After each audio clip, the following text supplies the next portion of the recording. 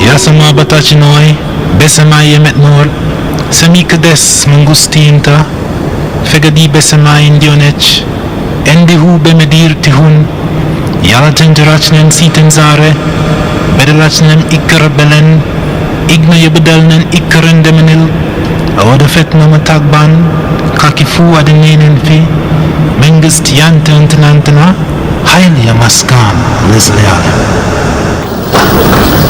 In the name of the African ancestors who began the march of humankind in the womb of Mother Africa, we ask these ancestors to be with us, to strengthen us, and give us a vision for the future. In the name of the African ancestors who began the march of humankind in the womb of Mother Africa and marched down the Nile, laying the foundations for human civilization and culture, we ask these Africans to be with us, to strengthen us, and give us a vision for the future.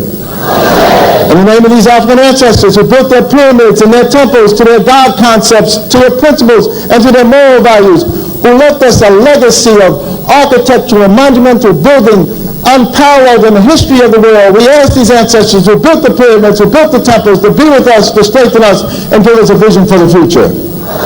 We ask these African ancestors who took this African culture and extended it throughout Africa, building the stone cities of Zimbabwe, building the empires of the Sudan, Ghana, Mali, and Songhai, building the Swahili city-states along the east coast of Africa, and in Christian Africa, asking King Lalibela and giving him the courage to build the 12 churches of Lalibela from the ground down, monuments to the world.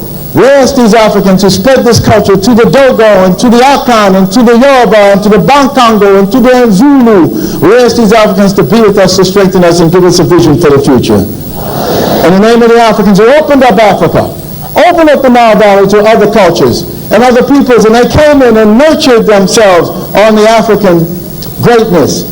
First coming in early with the ancient Hebrews, and they synthesized this culture and produced Judaism. Later coming in with the Christians, and they synthesized this culture and produced Christianity. Coming in were also the Greeks, who took the African culture, synthesized it, and produced Greek civilization. And then later, the Prophet Muhammad, and with the Arabs coming into the Nile Valley, they synthesized the culture and produced Islam. We ask these African ancestors, who as part of their legacy laid the foundations for Judaism, Christianity, Islam, and Greek civilization, to be with us, to strengthen us, and give us a vision for the future. We ask those African ancestors pulled out of Africa, taken to the hells of North America, South America, the Caribbean, maintaining the spirit of African humanity in their hearts and in their minds, and who left us this enormous legacy of struggle. We ask those Africans who resisted enslavement in the villages of Africa, who resisted enslavement in the shores of Africa, who resisted enslavement in those forts and dungeons, who resisted enslavement in the holds of those ships, who resisted enslavement when they arrived on these shores in the New World. We ask these Africans who ran into the highlands of northeast Brazil and established for 100 years the first free republic in the Americas, the Republic of Palmares, and their last great leader, Zumbi, who speared and sacrificed. We ask these Africans who replicated the Brazilian experience and went into the highlands of Jamaica and became the maroon-free communities. We ask these Africans who went into the backwoods of the Guyanas and Suriname and created free republic of the Suramaka and the Ajuka. We ask these Africans who went into the backwoods of Georgia and the swamps of Florida and moved with the Seminole Indians and resisted oppression. We ask these Africans who left us a legacy of struggle and resistance, the likes of which no one in the world has, to be with us, to strengthen us, and give us a vision for the future. We ask these Africans who created and laid for us a foundation of struggle and resistance that was passed on generation after generation, that was passed on to Harriet Tubman, who fought her way out of enslavement and became a symbol of freedom for all of us. Similarly, Frederick Douglass and hundreds of thousands of others fought their way out of enslavement. We ask those Africans who went with Boukman, Dessalines, to to create the greatest revolutionary experience in the history of the world, the Haitian Revolution, leaving us a legacy, the likes of which no one else has had. We ask these Africans to be with us, to strengthen us, and give us a vision for the future. Let us start our class with a prayer. Heavenly Father, Divine Mother, friend, beloved God, Jesus Christ, Bhagavan Krishna, Mahavatar Babaji, Larry Mahashai, Swami Sri Yukteswarji, our Guru, Paramahansa Yogananda Ji, saints of all religions, we bow to all of you. Heavenly Father, Divine Mother, great Gurus, receive our love, receive our desire to love you more, to attune our hearts and minds with your great presence. Om, peace.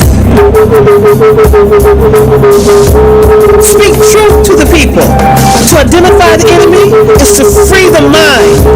Free the mind of the people. Speak to the mind of the people. Speak truth.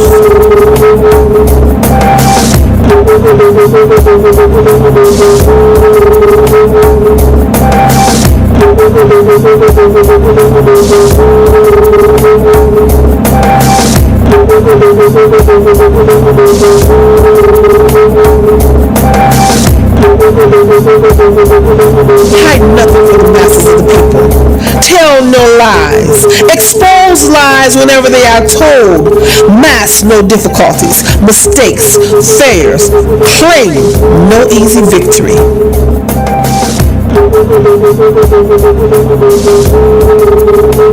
When we lose our African connection, we lose our world connection. When we disconnect ourselves from Africa, we cease to be a world people. Without the African connection, we are a disjointed people, begging for the entry into somebody else's house.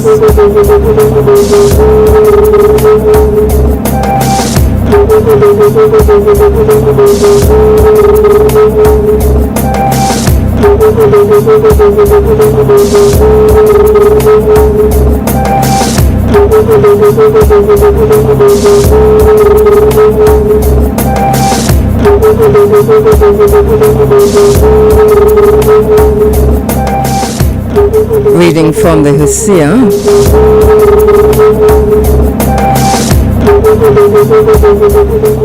From the book of Kunun Anup.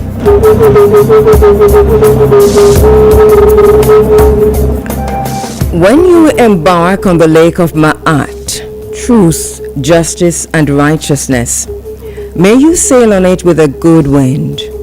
May no storm tear away your sail, nor your boat lag behind. May no misfortune fall on your mast, and may your mainstays not snap. May you not run around or aground, nor the current carry you away. May you not taste the evils of the river, nor see a face of fear. And may the fish come quickly to you, and the plump birds gather around you.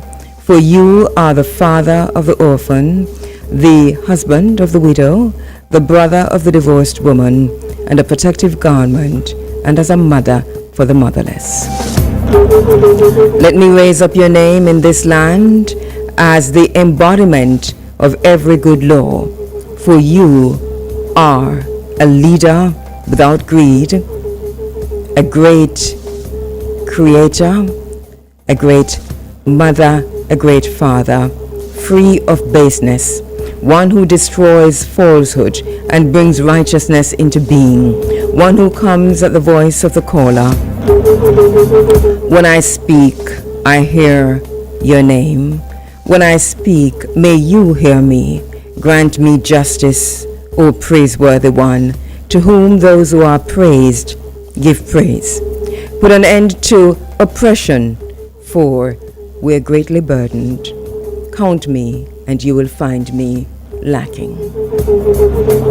From the Hosea, the sacred wisdom of ancient Kemet, the sacred wisdom of ancient Egypt.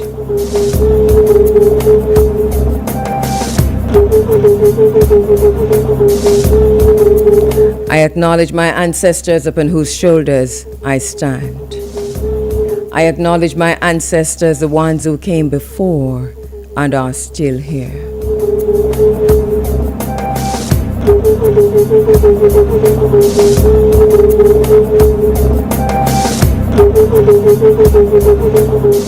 When we lose our African connection, we lose our world connection. When we disconnect ourselves from Africa, we cease to be a world people. Without the African connection, we are a disjointed people, begging for the entry into somebody else's house.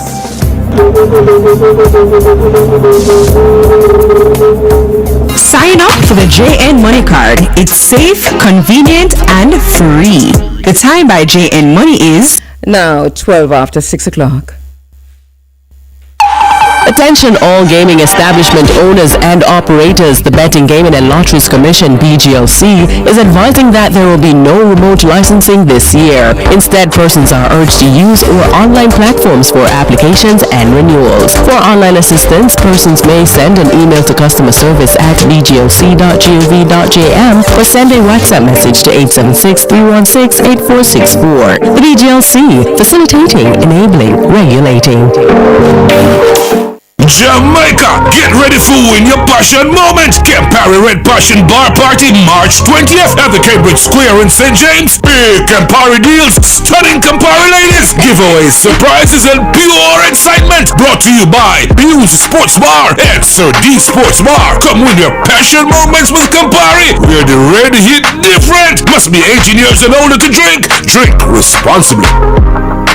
This Good Friday, April 3, Beltron Kite Festival takes over Reynolds Sports Complex in Golden Grove, St. Anne. Performances by Skipper, Da Vinci, Professor Nush, Rally Banks and Top Banks, Dancing Dynamite, Jamaican Michael Jackson, and many more. Kids 12 and under free. Lots of entertainment for the family. Contest rides for the kids. Free shuttle from Fiscal Gas Station, Golden Grove. Tickets, adults 4,000 pre-sold, 5,000 a gate. Children 13 to 18, $1,500 pre-sold, 2,000 a gate. Sponsored by Ford, Dolphin Cove, Mystic Mountain, Beltron Hardware and Construction, Beltron Enterprise, JSJ Logistics, and etc. See you there. Girl, look how you're pretty on the phone screen.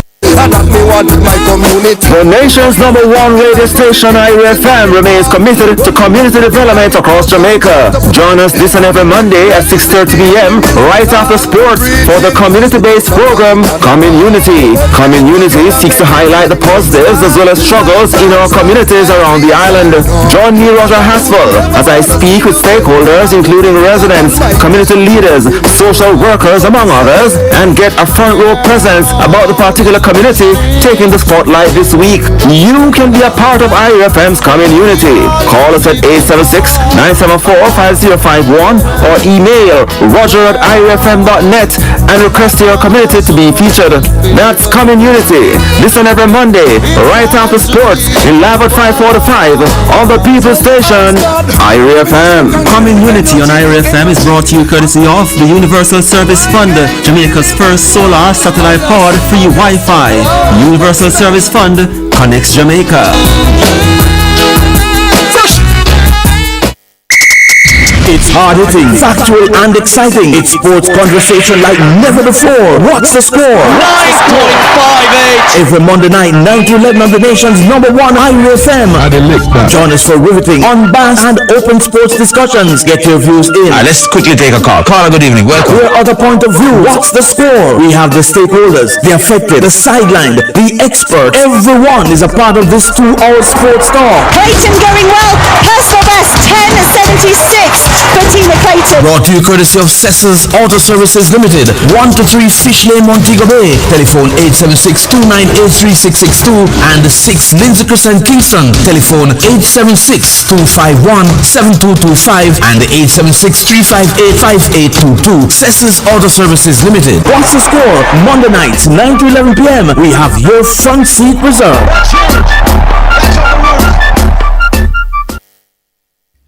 All right, we're back with you inside of the Africa Forum. This is Running African at 15 minutes now after 6 o'clock.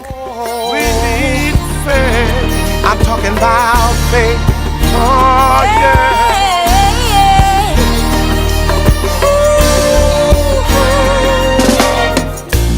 You can make a difference in someone's life.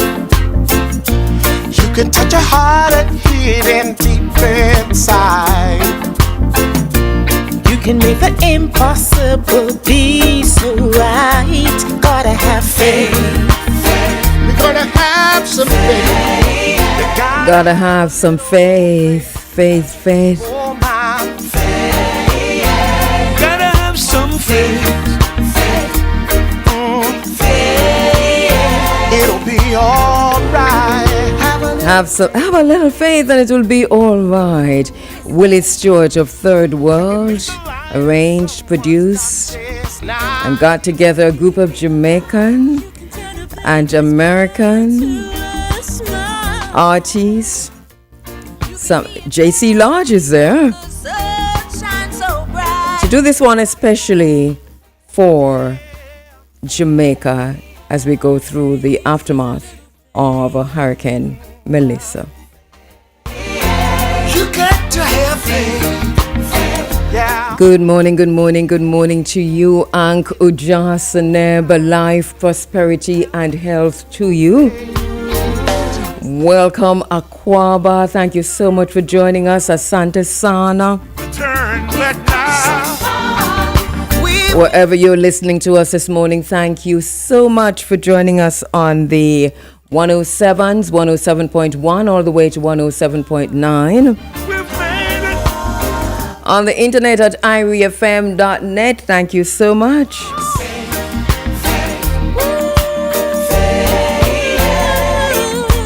And we are streaming live. We're live streaming across the globe. This is, as we talk about global events and geopolitical tensions and so on, we are across the globe. We're streaming live at Irie FM on YouTube.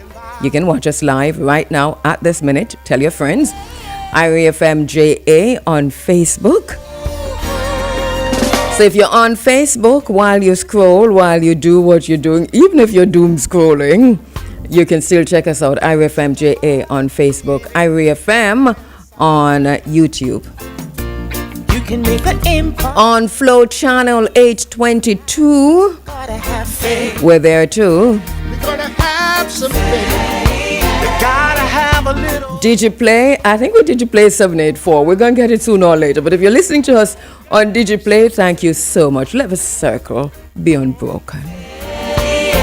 It'll be all right. On your mobile apps, IRFM mobile apps, remember now you can watch us, listen to us. Go to the Google Play Store, download the app for Android or any phone for that matter. Download the app, the IRFM app, and voila, there you are. You can be a blessing of the sunshine so bright. Gotta have faith. We love this one, Great work from Willie Stewart and the team. Glenn Washington is in this one too. You got to have faith. Gotta have faith. It'll be all right. So however you're listening to us this morning on the 7 continents, thank you so much for joining us.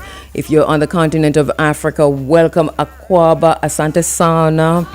If you're listening to us on the European continent, good morning. How you do? However you're listening to us this morning, Asia, West Asia, East Asia, we know West Asia, we know what's happening there. And we know that we are on the brink or not, possibly in the middle of WWIII. We're going to be talking about that this morning.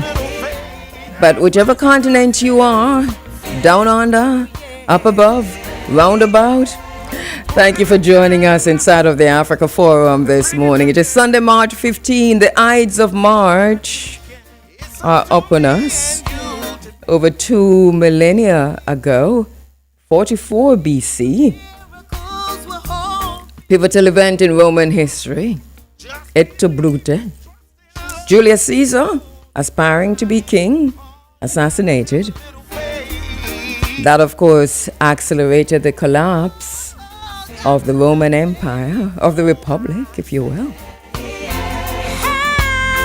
History repeating itself. History's mirror reflecting our current state of affairs. Just over 2 weeks ago, and we have been talking about it today, we're gathering momentum in this third World War, World War III. We have been saying in this space, World War III will not be announced. And if this isn't it, I don't know what is. I think regardless of how this ends up, anything that comes after is World War IV.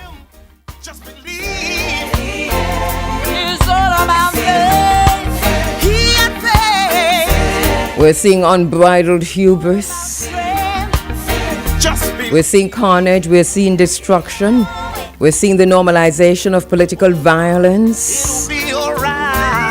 And it's all on the back of predictive programming. And in the middle of predictive programming, you can't even find credible sources to tell you what's happening around you. If you're not experiencing it yourself, then it's hardly likely that you're going to find truth. And this is what we are dealing with in what we're calling the post-truth age. It is what it is. The post-truth age, that's been upon us for a while. We are, in the first outing of President Trump, U.S. President Trump, just in the early days of what they're calling Trump 1.0, his first presidency, there was an interview on one of the cable news network channels. I think it might have been CNN. I can't recall. It might have been Fox too. I'm not sure. Anyway, one of his counselors was presented with the truth about a matter, and in her response, she said, well, that might be your truth, but we've got an alternative truth. And the moment she said that, we crossed into a post-truth era. And we are still in that. As a matter of fact, it's been accelerated right now. And as long as we understand that, then we know that we can't get the truth. And believe me, we weren't even getting the truth before from any of these stations that we call mainstream media or legacy media. We weren't getting the truth because to find truth through media, you yourself have to understand, and I think discuss with yourself, have a conversation with yourself about first of all, what truth is, and secondly, the source you're getting this from, because media ownership determines and dictates what you're told. And so you think that, oh wow, this is all objective media, and so they're going to tell me what is true. BBC is going to say what is true. CNN is going to say what is true. Fox News. No. You first have to look at either who owns these stations or who sponsors majority of the operations of these stations.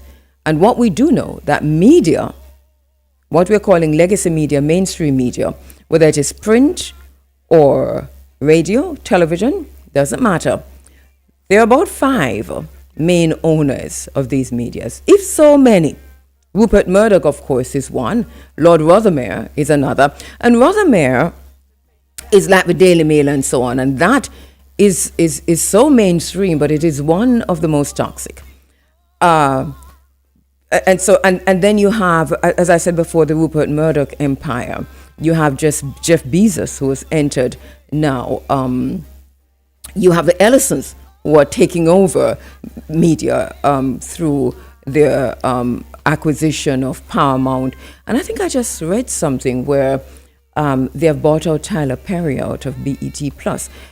So the media ownership is really small, really central, and they are the same ones who are.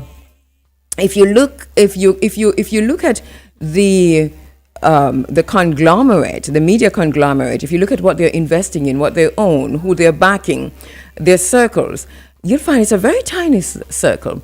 We can almost say the Epstein class, but not necessarily. It's more the Rothschild, Rockefellers, J.P. Morgans, and I dare say the Carneys. I know you think all that about Mark Carney, but Mark Carney's right there with them. And we'll have another conversation about that another time. Well, we have been trying to tell you anyway. So beware the Ides of March. If you want the truth, it's going to be very difficult in this time. So critical thinking, question the money, question who is telling you, question the sponsorship, question the finances, the economics of it, because everything rests on who owns it, who is funding it. And that goes for every single media operation, whether here in Jamaica or globally. That is the bottom line. So we're seeing this emergent economic crisis. The International Energy Agency have said that this is the greatest energy shock in history. Others have said it is the greatest energy shock since 1973. But the international, the energy agency, have said in history, we see oil prices going all the way up to 100 and kind of creeping back down when some comments were made by Donald Trump. But these are dark times, my love, all around the land where Beatles crawl. These are dark times. These are dark times. Let me have men about me that are fat. Good morning, Donny. Happy Mother's Day to Mothering Sunday, it is called in the UK. It is Mothering Sunday in the UK. Mother's Day, we know it as a happy Mother's Day to you in the UK, to all the UK mothers who are listening in, to my sister Elaine, who is now in Tunisia, to my sister Larry. Dawn Eaton, thank you so much for the Mother's Day. Greetings to Joan. Joan is actually here on the island. Happy Mother's Day. So far, ooh, somehow, we've made it, and we know how.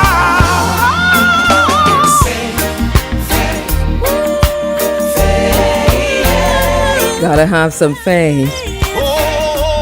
Gonna tell you what's coming up in the program later on. We're inside of the Great Reset, and one of the things I'm going to do for you at about, in just a few minutes, is to draw the line, and we have been, there was no obvious line to draw in 2019, 2020, but we drew it anyway, and I want to go over that, and to draw the line from the COVID lockdown to where we are right now. There is a direct line, a direct connection, and what does knowing do? What does knowing do? That is a question. But we're going to draw that line. Let me quickly, before I go to the break, tell you what's coming up inside of the program this morning. Of course, my name is Kabu Ma'at Kiru. And Peter Broadbar is in the house as usual. He is this morning he's doing so much. He's not just ensuring that the live stream is up and running and organizing and doing that. He is in the control room. He is operating the cameras. He is producing. There is so much that Peter Broadway is doing this morning. Peter, thank you so much. Khadija is in the house. Khadija is also doubling up. She's at the desk. So if you call in, you are hearing Khadija Martin. And she's also a in-studio broadcast assistant. So the team is a little bit smaller this morning, but we're getting through. All right, let me take a quick break and come back and tell you what we've got coming up inside of the program. You know it's always national. The time by National Baking Company is now 6:31. For super fast internet, grab a Starlink today. Available at all Android Market locations: Harbor Street, Montego Bay, Bedford Plaza, Savannah Lamar, and inside Mega Mart Kingston. Visit or call us at 876-630-3532. Android Market, where innovation comes from all directions. Eggleston Auto and Riggs present Speed Off Family Fun Day, Saturday, March 28th at Daniel Town, Playfield, Trelawney. Admission $1,000. Fish fry in the day. Music by The World Immortals, Stone Love, DJ Lollipop, DJ Lollipop, and DJ Shucks. That's Speed Off Family Fun Day, Saturday, March 28th. Kids, their appearance. If they don't take it to Speed Off, you're going to run away. Got the blues. Appleton Estate in association with Plantation Smokehouse and Barefoot Wines present R&B Sundays every Sunday with special guest DJs 7 p.m. to 12 a.m. at Plantation Smokehouse, Barry St. Anne. Admission is free. Males $1,000 after 10 p.m. Don't forget to check out our wine specials. 2 bottles of Barefoot Wines, $6,000. 2 bottles of Appleton Estate Signature 200 ml, $3,000. Must be 18 years or older to drink. Drink responsibly.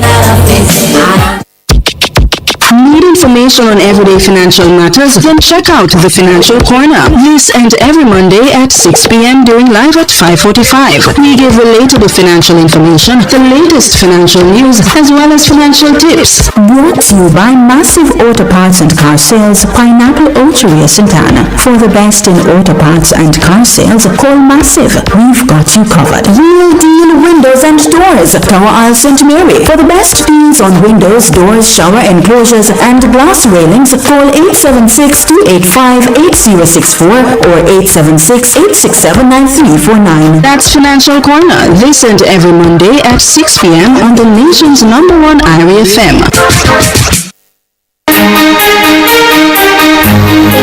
It's blood. It's sweat. It's the injuries, the fall, the rise, the records, the starting blocks, the landing pit, the steeple, the races on the track and the battles in the field, the baton, the hurdles, the pole, the podium, gold, silver, and bronze. These and other elements comprise the track and field passion that meets excitement when the mirror of glory reflects the desire for victory with a tinge of defeat. And it will all unfold over 5 glorious days, March 24 to 28 at the National Stadium. The action is coming on once again to the Sporting Choice RFM, and we'll have top-class coverage from trackside with daily reports, updates, first-class summary, analysis and commentary. Coverage of the 2026 Issa Grace Kennedy Boys and Girls Athletics Championship is brought to you by Beverly Hills Pharmacy, guiding you to a better health. 94M Old Oak Road, Kingston. No glove, no love, Slam Goliath condoms. Go long, go strong. Rubis Energy, fuel the difference with Rubis. Papa Things Hardware, Hatfield, Manchester. You can't beat a winner. Grace Foods, Grace Good Moves. Make a good move today. Western Union, your Western Union money transfer supports the future of Jamaican athletics. 6. Kendall, just give me Kendall. Vigaton 2, strength to do a ton of things. Karnak Hardware, Main Street, Salem, Runaway Bay, 876-973-5535. Karnak Hardware, a tradition of great things. And New Horizons Pharmacy, we source, we supply, we satisfy. Call us at 876-622-3370. That's coverage of the 2026 Issa Grace Kennedy Boys and Girls Athletics Championship. March 24 to 28 at the National Stadium on the nation's #1 IRFM. Speak truth to the people. To identify the enemy is to free the mind. Free the mind of the people. Speak to the mind of the people. Speak truth.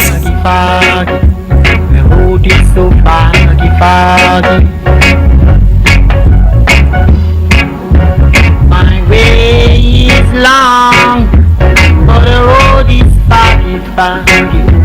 My way is long, so long, but the road is foggy. My head never swell, my heart never lit, I never have no fear.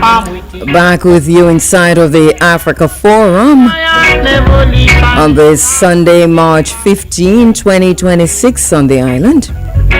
The road is so foggy. Winston Rodney Burning Spear himself.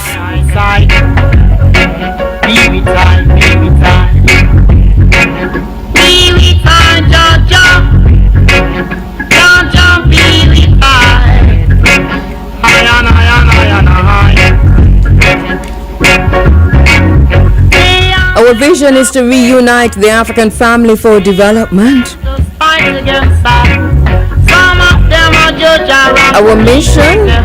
Our mission includes blazing new paths towards Africa's rendezvous with destiny. Bearing witness, demanding change. Crafting an African-centered agenda for change and development. All the while,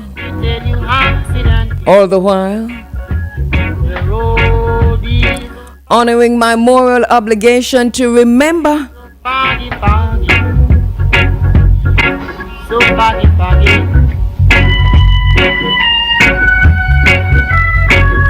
So coming up inside of the program this morning, going to be speaking with Professor Andre Horton, looking at the World War III and the most dangerous energy shock in modern history.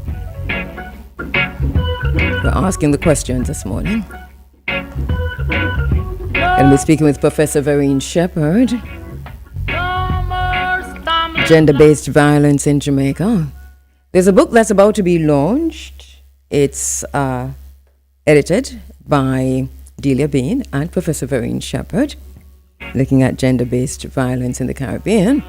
The road is so foggy. And that's going to be happening this Thursday at the University of the West Indies, so prepare to go. We're going to be talking to Vereen in a little while. My way is long, so long. Also in the program this morning, My head never swell, my heart never live, I never have no fear. Ras Jomo, journalist, Pan-Africanist disc jock, living in Buffalo, New York, looking at Black America and the MAGA moment. You know, Ras Jomo has been in studio with me on the phone lines over time. We co-host the program together every year for many, many, many years after Rebel Salute. And he's been in and out of a studio with me over time. And he's been predicting exactly what's happening now in the United States. So we're going to be talking to him about that. And then Professor Horace Campbell rejoins me as we look at the American empire in decline, the war on Iran, the impact on Africa and the Caribbean.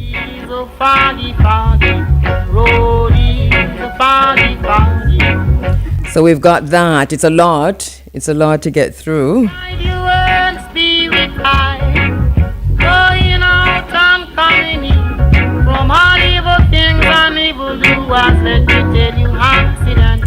But as I said before, one of the things I wanted to do was to draw the line for you from COVID lockdown to show that this is not by what we're going through, what we're witnessing, what we are bearing witness to. It's by design. And as I've been saying in this space, the old order is not compatible with the new order. And bearing that in mind, and that's a new world order, the new world economic order, the global reset. If you recall, at the beginning of COVID and the COVID lockdown, one of the things that we did in this space for many moons was to talk about the fact that we are in the the beginning of a global reset, phase one of the global reset. And we kind of talked you through the phases as they happened. So we've come through quite a few of the phases. The lockdown was part of that global reset. All the way to the vaccines, part of the global reset, all the way to what we heard from Mark Carney at Davos, part of the global reset. And here we are, part of the global reset.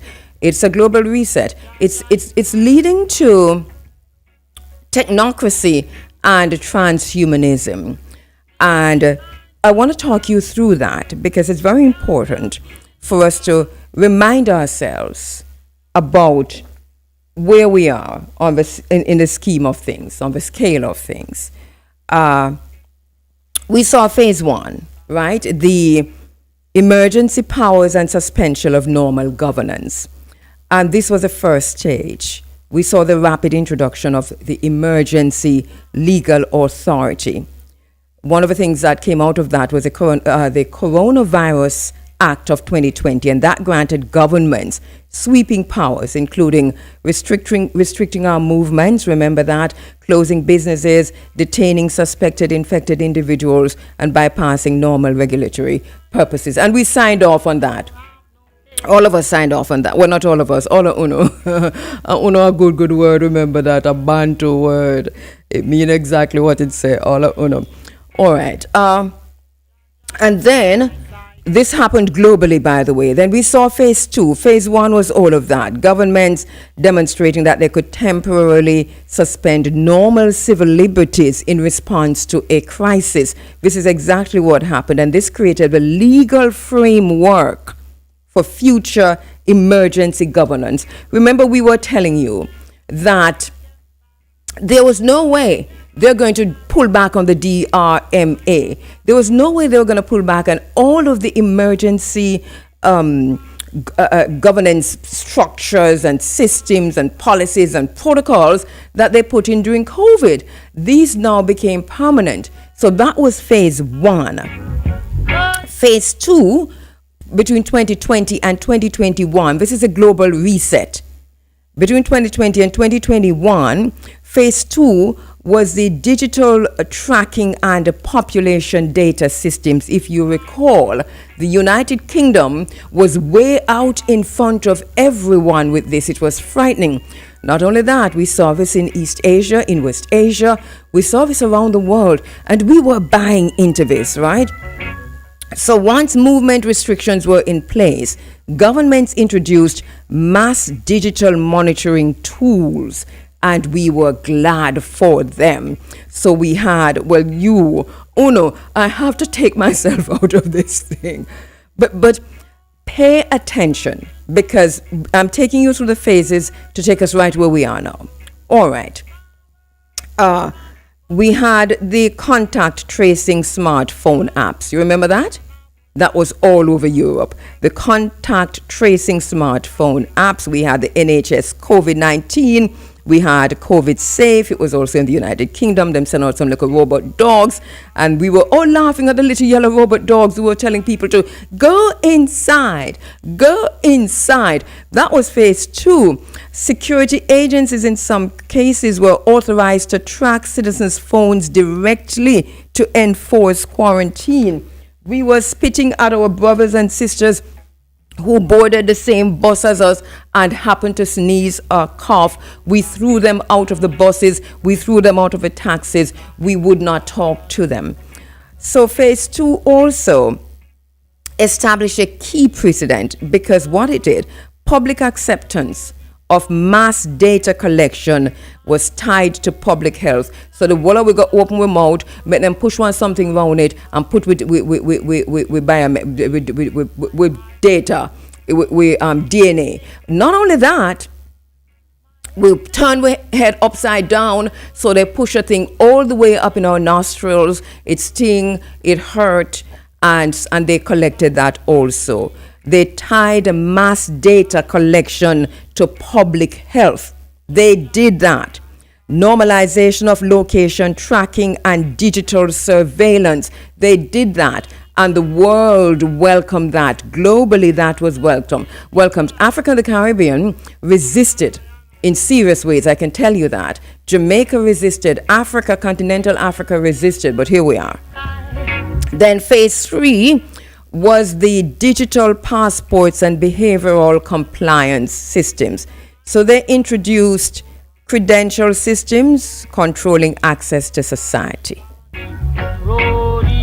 So we saw the vaccine passports. Remember that?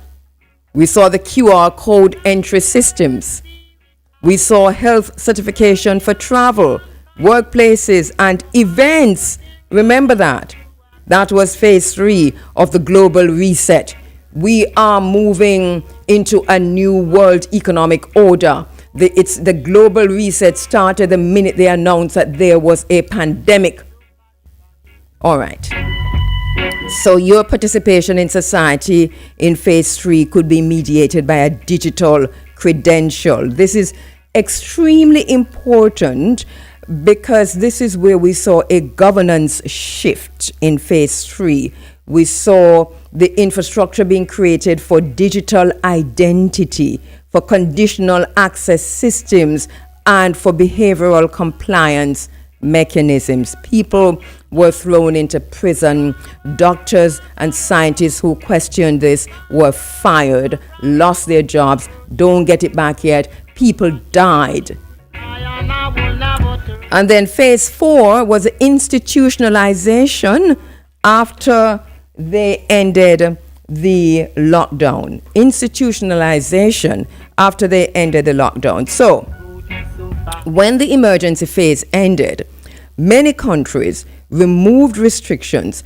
But as I was saying to you, and as I have said to you, and as I've been telling you since 2019, the systems that were put in place that we just went through, they remained. These systems remained. Some emergency laws were partially retained even after pandemic restrictions were lifted. Governments and institutions then began repurposing pandemic systems for a few things. 1, for broader management. 2, for digital ID programs. 3, for biometric identity verification. 4, for artificial intelligence, AI-driven public services. 5, for digital health records. And here comes Palantir. Here comes Palantir. Let us not forget Palantir. Palantir is critical to all that is happening here. But let us also remember that we spoke about Anthropic just a few weeks ago, I think 2 weeks ago. Let us remember Anthropic. That bomb that killed 180 odd children and teachers and some parents in Iran might have very well been guided by one of these systems, Anthropic or anything from Palantir, because there's some stories there that Palantir is testing. What went on in Gaza, for example? There was a carpet bombing of Gaza. That's still going on. But the testing of this artificially driven weapons, that's still happening. If you recall, in 2023, we did a program where we asked what, with the advent of artificial intelligence or anti-intelligence, what are some of the innovations that we will see that will be disruptive. And one of the things, and my number one, I gave about 5 to 10, and my number one was, I asked you to call in, you gave. I also had a conversation with Big A. But my number one was drone technology. And I said drone technology because at the time it was clear to me that we had drones, and drones were going to be used as weapons. And whether it's suicide drones or any other drones, they were going to be the big thing. And what is happening now in Iran? It is drone technology that is carrying, that is a strength behind the wins we're seeing in Iran. I have to take a quick break, but I do want to tell you about phase 5. Are we at phase 5? Because we have phase 5, we have phase 6, we have phase 7, and we have phase 8 and phase 9. So let me take a quick break and come back to that. My head never swell, my heart never leap, I never have no faith, I'm waiting for the old days. So foggy, yeah, can hardly see. Okay, so it's just a bit previous, so let me go to phase 5. You're inside of the Africa Forum. This is Running Africa, and we're drawing a line from the announcement of COVID-19 to the lockdown, to the vaccines, to the introduction of surveillance and data mining of our information and our biology, our DNA, etc. We don't even know what that is. It's training AI systems across the world. I don't know what our government signed off on. The government could have signed off on anything. Remember that Depo-Provera is a drug that was tested on Jamaican women for many years without them knowing. Remember that. And remember that when Israel went into Ethiopia during the artificial famine in Ethiopia, do you remember that famine where they had the song, We Are the World, we are the people, and the money was supposed to go to Ethiopia? Well, remember that when Israel went into Ethiopia to rescue the Jews of Ethiopia, remember, the original people of Ethiopia are the Jews. Okay? We can have that conversation left, right, and center. So Israel doesn't have credibility as it is today to say or to claim as much as Ethiopia.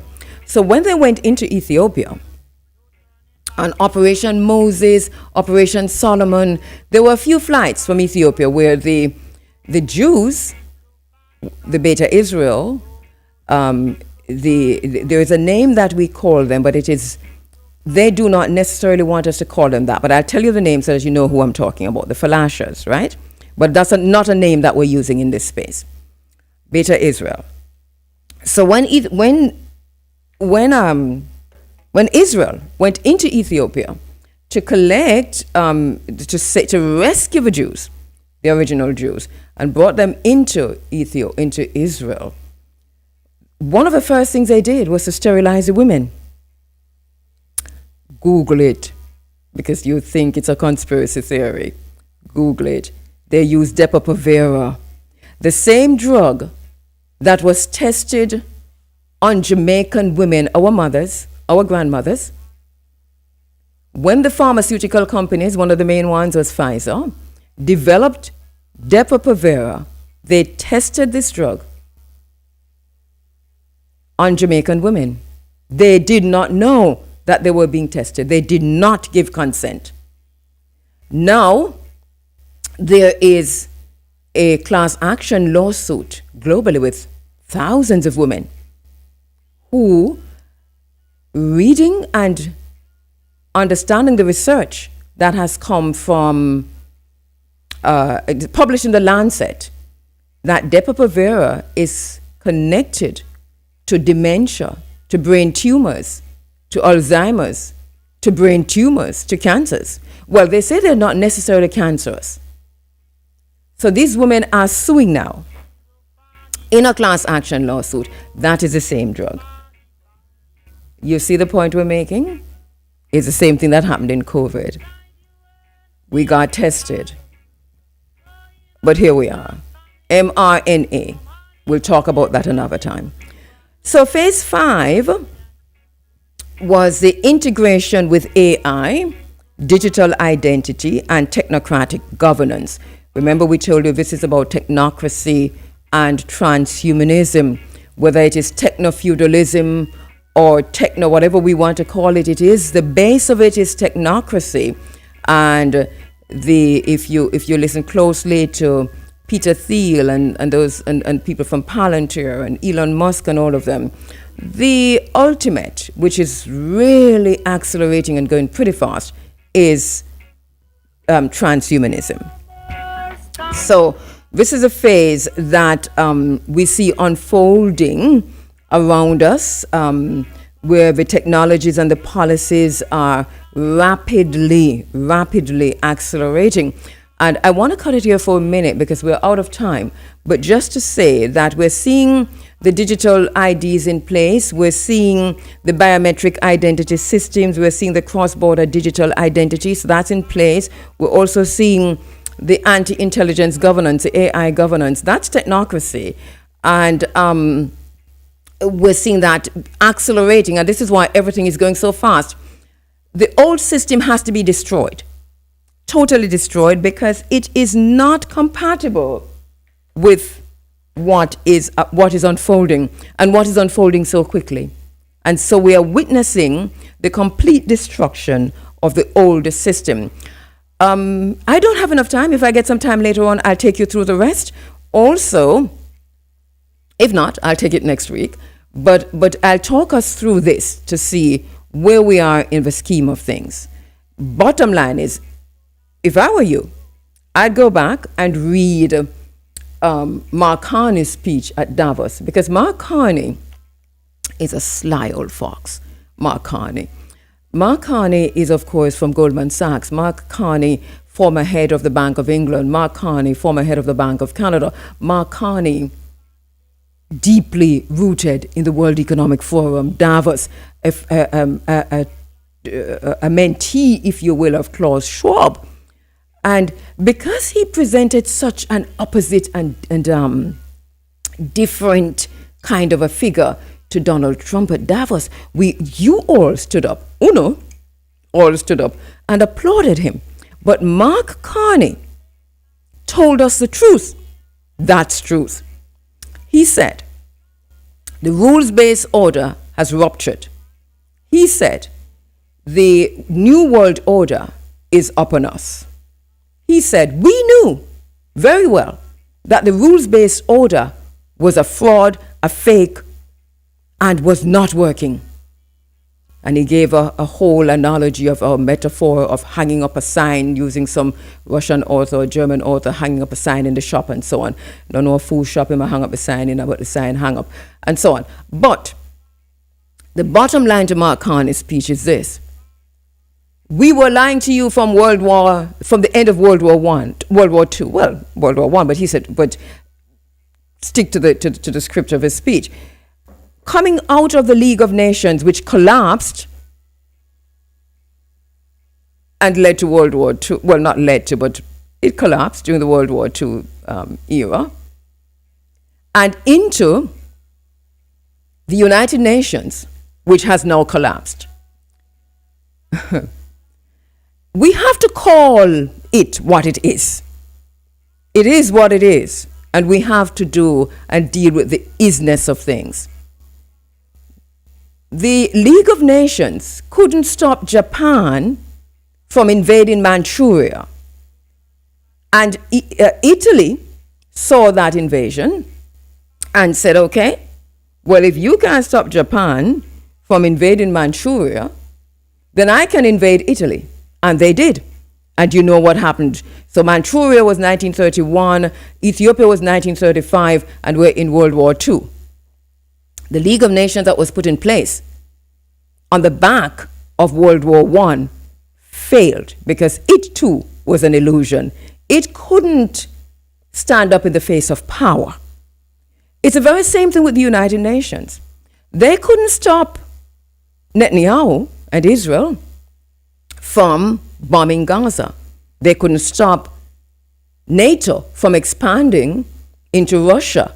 They couldn't stop Crimea. They couldn't stop the Ukraine-Russia war. And they couldn't stop the killing of children in Iran. And they can't stop the destruction that's underway now in East Asia, in West Asia. Now, this is critical.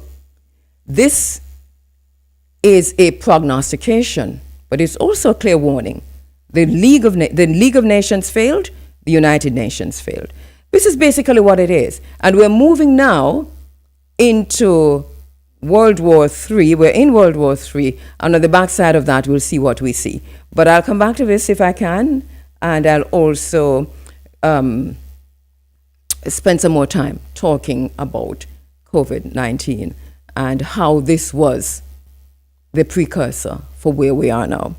I want to go to my very first interview for the morning, and we should be joined on the line in studio. I know, I hope he's on camera, by Professor Andre Horton. He is a professor of macroeconomics and international finance in the Department of Economics at the University of the West Indies, Mona. He specializes in macroeconomic engineering with a research focus on international economics and macroeconomics for small country development. He's a former senator and an International Monetary Fund distinguished fellow. He is KPMG Pete Maverick Scholar, Thomas Delarue Scholar, and a British Commonwealth Scholar. Bottom line is that he is a scholar and well suited for the conversation we're about to have now. I'll tell you more about Professor Andre Horton as we go ahead. Basically, the International Energy Agency has said that has said that this is the greatest energy crisis, if you will, energy shock in history. Professor Horton, I'm very happy to see you. Good morning. Oh, I'm not hearing you. Listen, is that you? Are you muted or is that us? Okay, brilliant. I'm hearing you loud and clear. You hearing me now? Yeah, man, it's good to see you. Good to be able to speak to your listeners as well. Hope you're having a great morning. Yes, and let me just tell our listeners, thank you so much, to please to go to YouTube, because Professor Horton is usually on the phone. So go to YouTube and see what he looks like at 7:03. You're looking very handsome this morning, as usual. Oh, thank you. So do you. Lovely lady. Thank you so much. Blessings to you. Professor Horton, what a time we're living in. Yeah, it's serious times. It's serious times, and everyone must be able to understand what is happening now, because we are going back not just to 1944, but all the way to 1914, when World War I started. This year has a similar calendar, and if you understand how history unfolds, history repeats itself. It's never a thing where it happens once. It happens every 50 years. It happens every century. And we must be cognizant of what is taking place and how we are going to cope as a sovereign nation with everything that's going on globally. You went all the way to 1914. And you talk about is this a similar calendar? I noted that. Underscore that for us a bit, because I think that kind of went over some of us heads to say we are literally on the same calendar, if you will. And it's remarkable because every 50, every 100 years the world repeats itself, And this calendar is the exact same calendar that was in 1914. And I mean, the events for war aren't necessarily the same, but they are very similar. And what is happening is that because Iran is so crucial to the oil basket of many countries, and because the Strait of Hormuz is so crucial to the oil basket of many countries, what is happening now is having spillover effects on a lot of countries who didn't bargain for what is taking place. So for those of us who don't know, the Strait of Hormuz transports between 20 and 25% of the global oil support on a daily basis. It accounts for over 20 million barrels of oil. And what has been happening now since the violence between them and the United States and their neighbors, only a few ships, mainly from China and India, have been allowed to pass through the strait freely. A lot of the other ships that the world depends on have been stalled, and that has been having significant implications on the supply of oil, which has been having implications on the price of oil.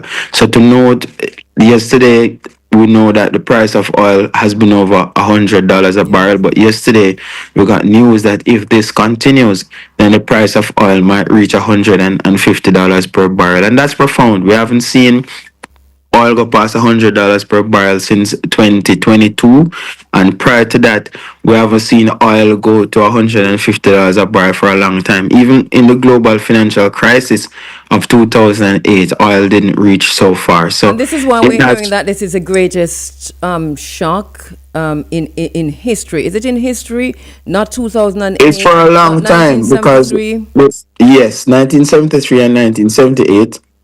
Were very pervasive oil price shocks, and those shocks are significant, especially to us, because check this.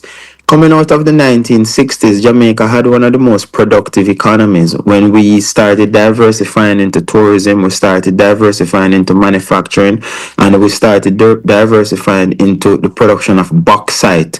And when the first oil price shock hit in the 1970s, oil price jumped up the first time was by 30%, and then it continued to increase gradually and so on. But the importance of that shock is that when Jamaica had an increased oil import bill, we had to figure out how we're going to pay for it, right? Because we need foreign currency to purchase the oil that we need. Now, what normally happens is that we normally sell bauxite, get that revenue, and use that revenue to purchase oil. Now, what Manley did at the time was to increase the price of bauxite to match the increase in the price of oil so that we don't feel the balance of payments effect. However, at the time, New Zealand emerged as a new bauxite producer. So because New Zealand is a large landmass, albeit their bauxite is not of the same quality as ours, but sometime in the global marketplace, they're not just looking at quality, they are looking at price. So New Zealand was able to price us out of the bauxite market, and as a result, we didn't earn enough foreign exchange from the bauxite in order to cover the oil purchases that we needed to make. And that was the first time when we went to the International Monetary Fund in a holistic way to say, look, our net international reserves is not sufficient in order for us to make these purchases of oil, and we need balance of payment support. So that was a significant point in our economic life, because we moved from a highly productive, very rapid, fast growth GDP country. At that time, GDP was growing by 9%, productivity growth by about 12%. So the economy was picking up speed at the time. And that oil price shock derailed us, and we haven't recovered since, and that was over 50 years ago. We haven't recovered. No, we haven't over recovered. 50 years ago. Over 50 years ago. What are you seeing in terms of how Jamaica is likely to be impacted now? Because we saw the price going up. Obviously, the Strait of Hormuz is still closed. And then we saw the lowering when the U.S. president said, okay, we're going to send some people and send a Navy and escort them and close. And now we're waking up to him calling on Europe to go and defend the Strait of Hormuz, and I will help you. So obviously this is we can understand the price shock, but what do you see for Jamaica economically? Because there's also a shift in the global economic order. So there are two things happening here. What's your prediction or prognostication, if you will, of what is about to hit Jamaica? Remember, first and foremost, we're a tourism dependent nation and tourists travel here by air or sea. And because tourists come here by air or sea, then these types of transportation are fuel dependent, and these fuel dependent transportation methods will see increase in costs. And whenever there's an increase in cost, then there's going to be a reduction in demand. Albeit on the flip side, because the Middle East has become unstable, then global travel to that particular area or even in transit from that area is going to slow down tremendously. And as a result, we'll have more tourists diverting towards the west because it appears to be much safer. So that is how it looks from the tourism side. From the manufacturing side, our cost of production has gone up, which the cost of electricity has always been a problem for Jamaica's manufacturing. As you know, we charge about 34 cents per kilowatt hour compared to China, 8 cents per kilowatt hour, America, less than 10 cents per kilowatt hour as well. But what it does, it puts the Caribbean basin into perspective to say, listen, who are my neighbors? What do they have? So it puts back focus on Trinidad and Guyana to say, what role are you playing in the Caribbean Basin Initiative? What role are you playing in CARICOM? What role are you playing in the CSME, which is the Caribbean Single Market and Economy? As Caribbean nations, together we have a stronger voice. Together we have a stronger backative. And I think that the Caribbean leaders need to come together, sit around a table and put our differences aside and to zoom into the value of the region itself. And it's not just about we didn't accomplish referendum in the 1960s, so federation failed. It's, listen, yes, it failed. What can CARICOM do to rectify that? And that is how we ought to look at it, because it doesn't make sense for our neighbors to have the resources that we need, and we have to go all the way to the Middle East and have to bear the bulk of those prices. If you think about the petrodollar and you think about the United States, you can recall Petrocaribe, which is our relationship with Venezuela, where Venezuela exchanged oil and we taught their citizens English at the university. So how that work? We didn't give them any money. They say, okay, we have 200 people who want you to teach English for X amount of time. We are going to pay you in oil. And it worked well because we had such a good relationship with Venezuela. And it's very unfortunate that because of our global geopolitical linkages with the United States in particular, we had to relinquish that particular relationship with Venezuela. We sabotage has replaced ourselves. it? Yeah, exactly. We continue to sabotage ourselves to prove the United States point.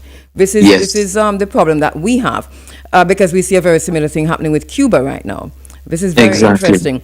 But you mentioned the opportunities, and the main one, or number one you listed, seemed to be tourism.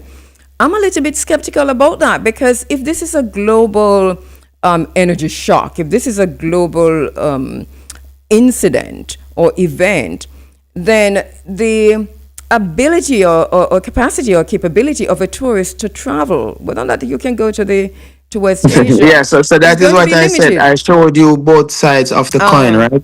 One side is that it's definitely going to become more expensive for them to travel. Yes. But the other side is that because the Middle East has gotten so unstable, then if tourists definitely want to travel, it is going to be in the Western hemisphere of the world. So it does not necessarily have to be Jamaica. but the western hemisphere of the world looks more attractive now than does the east, and that's reality. But overall, where opportunities lie for us, energy diversification is going to become very important. It's not just lip service, and Jamaica has been presented with a wealth of opportunities where this is concerned, where wind is concerned, where solar is concerned, where even hydro energy is concerned, and we have not diversified. I mean, if you talk about the 1920s now, coming out of the World War One, America's economy. Hang on there. We're going to pick up right there when we come back. Let me take a quick break, please. Okay. Critical illness has many faces. 1 in 4 people will be affected. Protect what matters with Sagicor Life Critical Illness Insurance. The time by Sagicor Life is now 7:15. When we hear full of smoke and the water brown, and the government quiet can't hear a sound when we speak up and them try shut we down. Escans will step in for our rights, okay. Access for the people, that's me want. Justice for the environment, that's me want. Nobody here see the river and the land. We have a right to talk, every Jamaican. The Escans agreement good for all Jamaican. Forget the facts about the situation, for know we environment and participation. Better decisions and better regulation. As we have a right to a healthy environment. Nobody tell me say we can't. Environmental justice our slogan. No erosion, a good clean Jamaica we a program. Access for the people, that's me want. Justice for the environment, that's me want. Nobody here see the river and the land. We have a right to talk, every Jamaican. The Escazú Agreement seeks to ensure access to information, public participation, and justice for all Jamaicans. Brought to you by the UNDP Implemented Global Environment Facility Small Grants Program and the Jamaica Environment Trust. G, you know say Mikey no come? Hold on. No sir, that sound like consumption. What that? Tuberculosis, aka TB. Now all time something that. After nobody not get that again. I saw you think TB still about. If you have a cough for more than 2 weeks with fever, night sweats, and weight loss, go to your doctor or health center and get tested now. Let's be vigilant and stop the spread of TB infections. A message from the Ministry of Health and Wellness. Healing Streams. A moment of love, a moment of grace, a moment of His power. You can put your hand wherever you want this power to be manifested. The free. No, I can't jump, I can't walk. Healing Streams this March will be something like the world has never seen before. It's a day of power. Get up and March 13 to 15. Get ready. Register at www.healingstreams.org. Introducing the all-new Galaxy S26 series to Jamaica, where cutting-edge tech meets everyday life. Enjoy next-level performance with an immersive display and enhanced AI-powered cameras. Features like privacy display, nightography, super steady video, and circle to search will make your life easier. The Galaxy S series isn't just a phone, it's a leap in mobile AI innovation built for your fast-paced life. It's perfect for work, gaming, or creating. Discover the future of mobile technology. The Galaxy S26 series, designed for you, powered by AI. It's hard-hitting, factual, and exciting. It's sports conversation like never before. What's the score? 9.58. Every Monday night, 9 to 11 on the nation's number one IRA FM.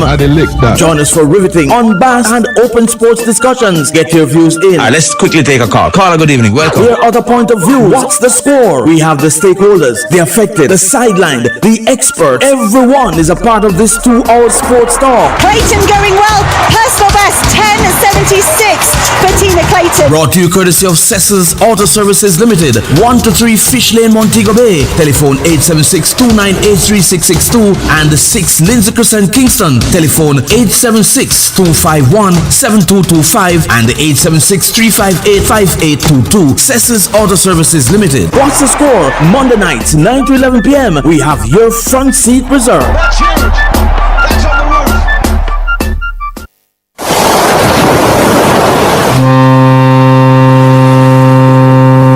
All aboard! The biggest annual reggae party on sea will unfold April 1 to 6 as the Love and Harmony Cruise sets sail from Miami to Jamaica and back with one stop in the Bahamas. Okay, folks, welcome aboard. We're now ready to set sail. The exciting 6-day, 5-night cruise will see the likes of Barris Hammond. Every time I think of saying goodbye, Pinchers, Busy Signal, Maxi Priest, Romain Virgo, Agent Sasko, Tanya Stevens, Carlene Davis, everybody needs a little help sometimes, and Minister Marion Hall. Taking center stage. IRFM personalities parading in their school uniforms, PJs or lingerie, flag colors, shorts and shades, all whites, and even formal wear with masquerades will traverse the decks and halls of the Norwegian Joy as we give you up-to-the-minute info on the action on the cruise, both on radio and on all social media platforms as they unfold. Coverage of the Love and Harmony Cruise 2026 comes to you all courtesy of Tiles Are Us Limited, Balance Valley St. Elizabeth, for tiles, tools, and every household fixture. Call 965-1896. Lico Ochi Seafood Restaurant. Get all your favorite seafood done to order. Call 852-6430. Digicel, better connected. Boscobel Hardware, Stewart Town, St. Mary, for all your building needs. Where every day is a sale day. Call us at 876-810-6986. Calvin's Pharmacy, better health, better prices every day. 8 Peck Street, Linstead. Call 876-440-2108. Queen Kamarla, promoting single Respect Me on all platforms. Follow her on IG at Queen_Kamarla_the_baddest and YouTube at Queen Kamarla Official 1983. if you want me to be your number one, you gotta respect me. Respect me.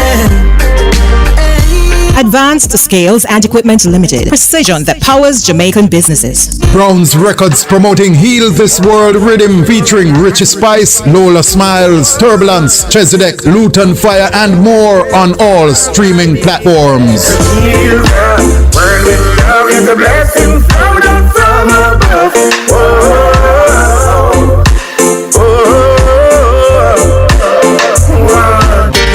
Base 13 production promoting Ras Nigo's new single Burkina Faso, distributed by Distro Kid and available on Spotify, Tidal, VPAL Music and all other streaming platforms.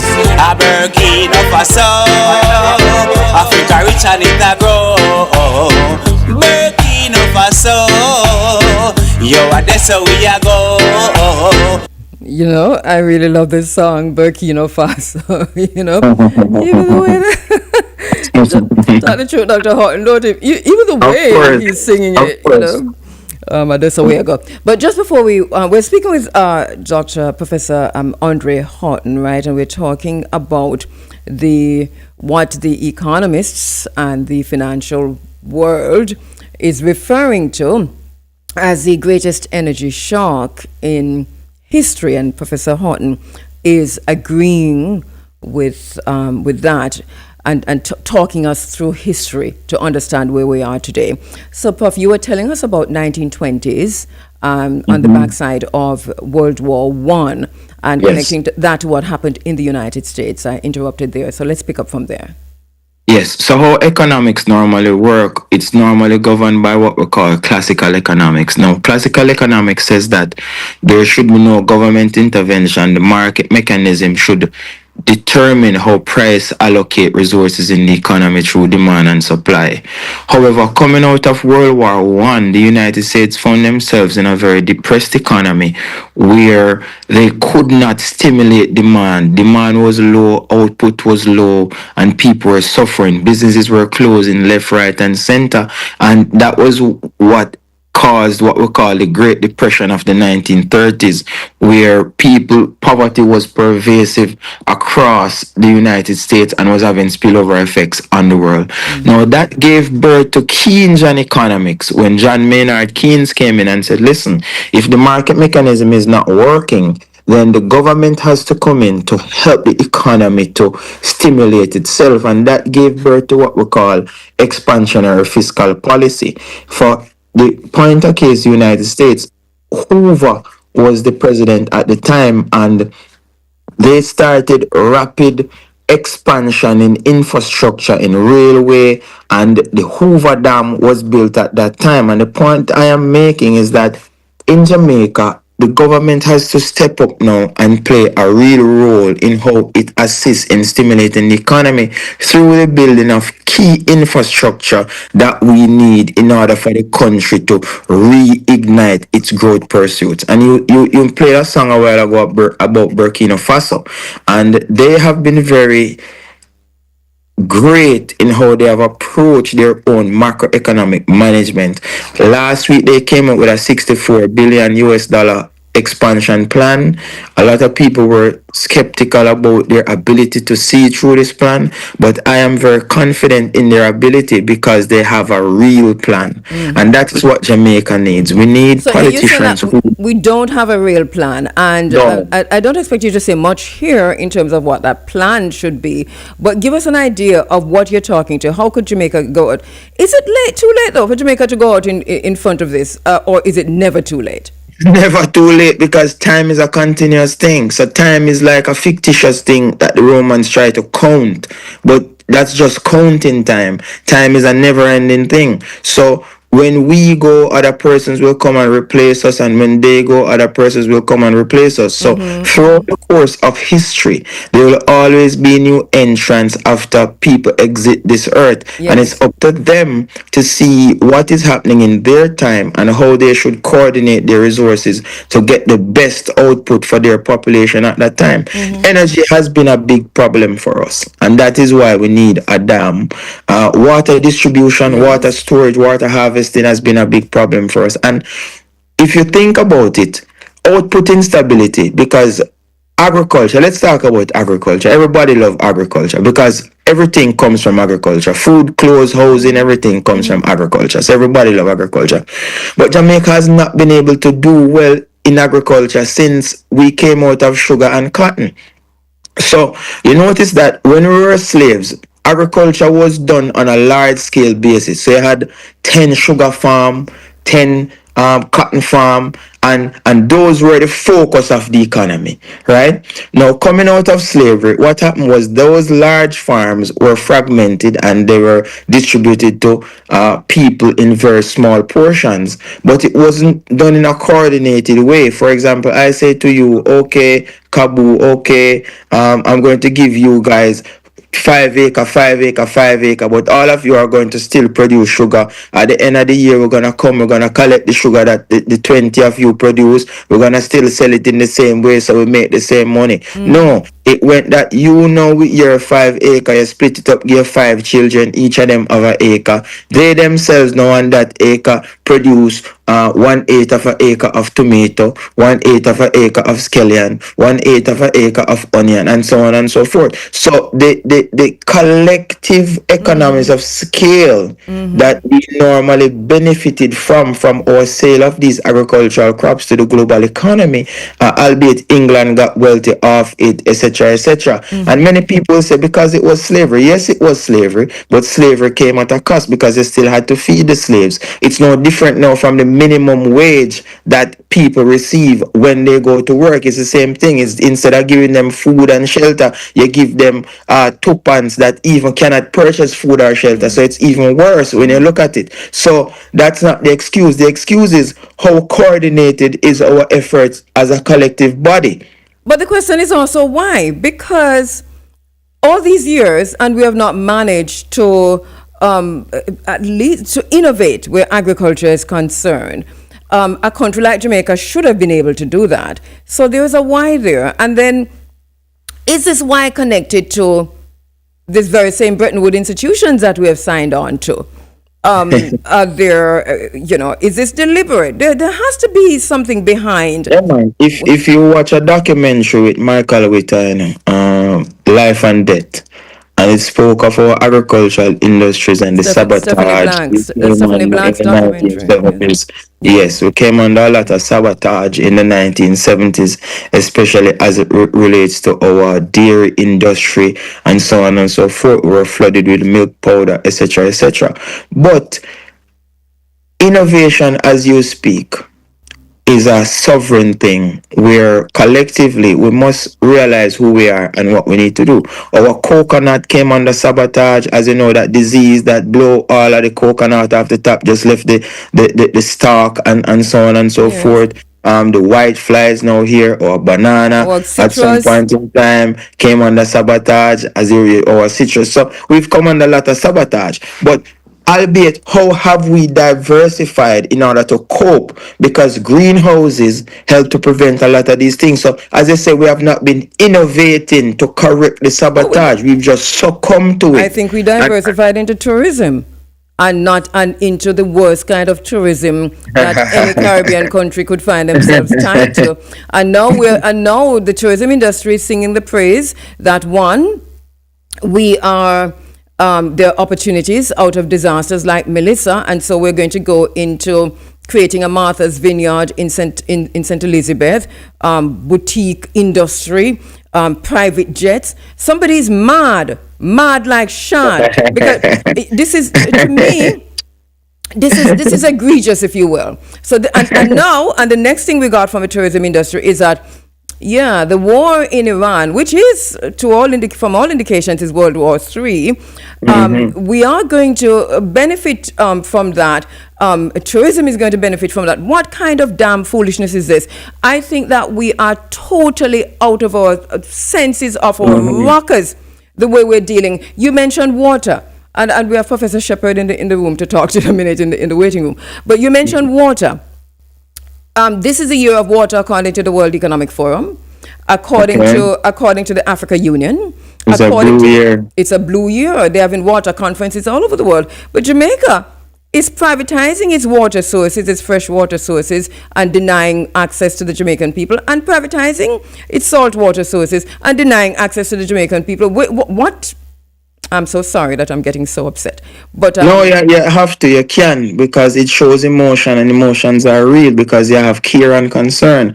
And as a country, and I was discussing last week with my students, the reason why China is where it is today versus other countries is that the founding members of the Chinese Communist Political Party were majority wealthy people.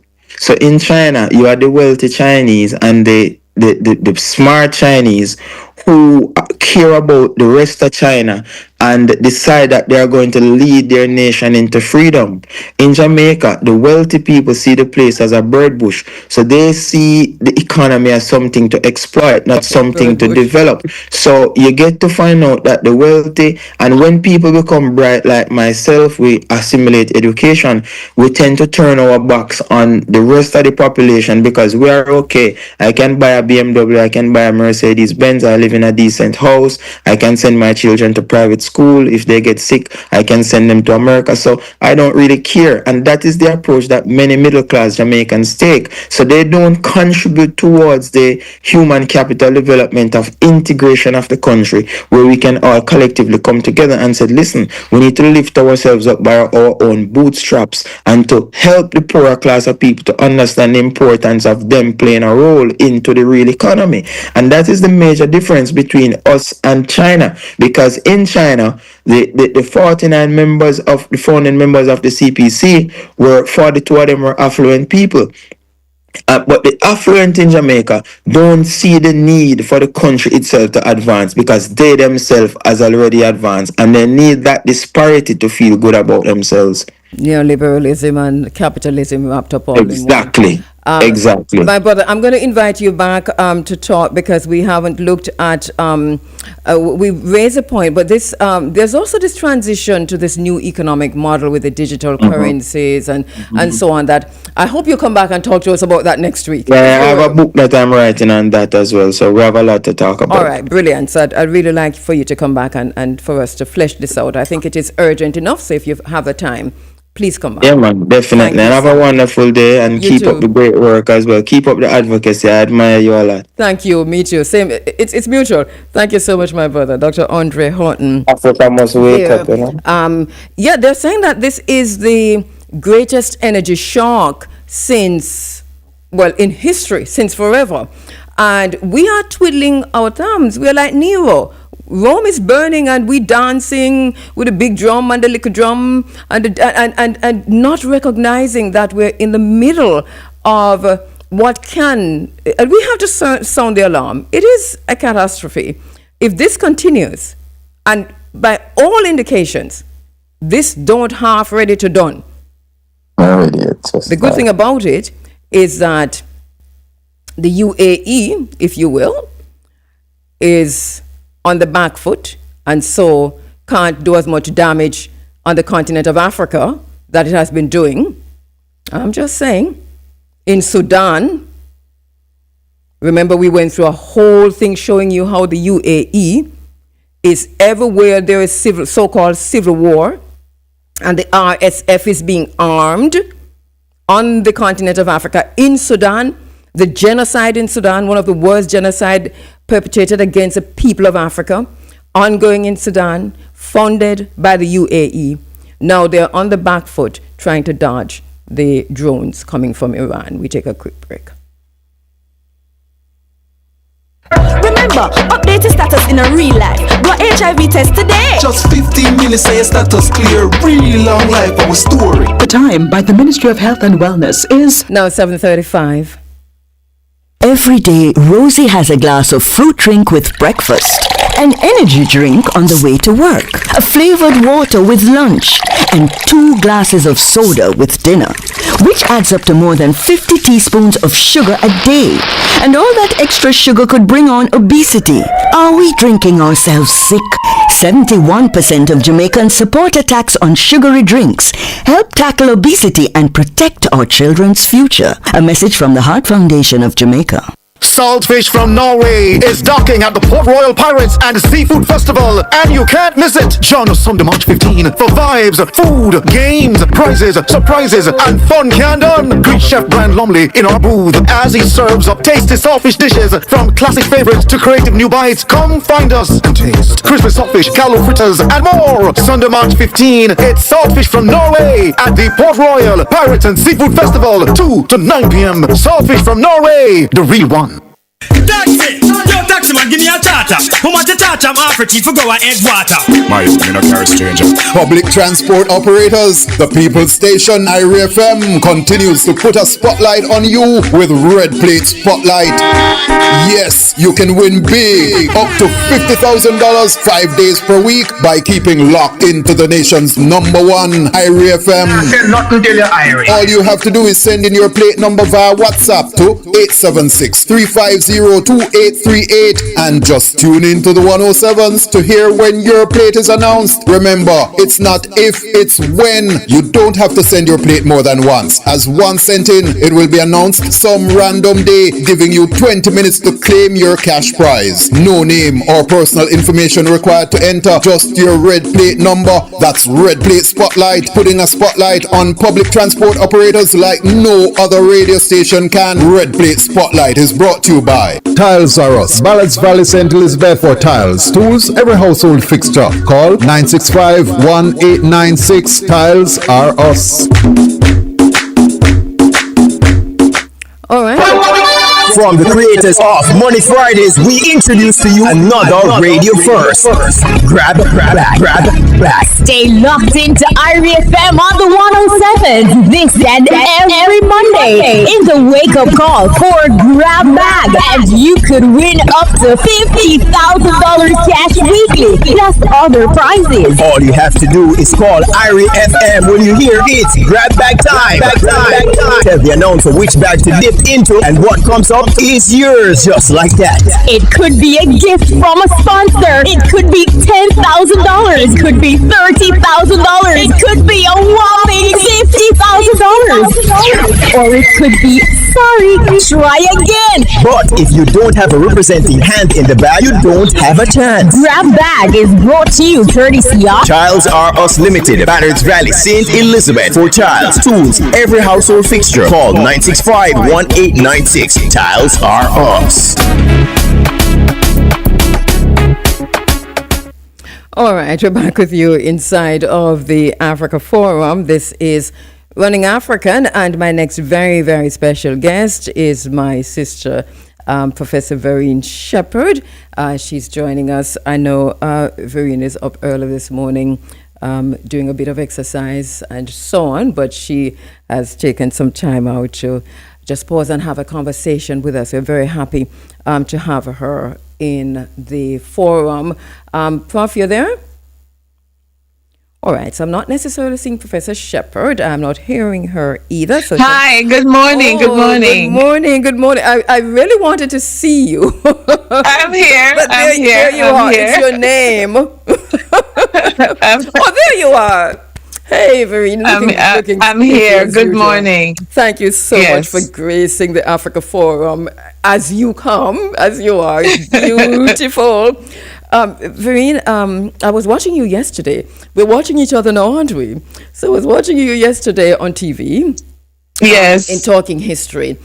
And a great program.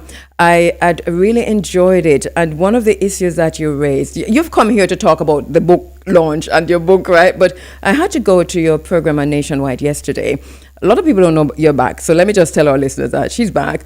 You talked about the ongoing event now, which is the Pirates Week in Jamaica.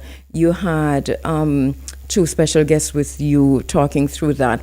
It kind of was such a sobering conversation, because how can we celebrate pirates here in Jamaica was a question that you raised. But then I got to thinking of Jeffrey Epstein. I said, if we haven't called out in Jamaica at any level Jeffrey Epstein, how are we going to call out?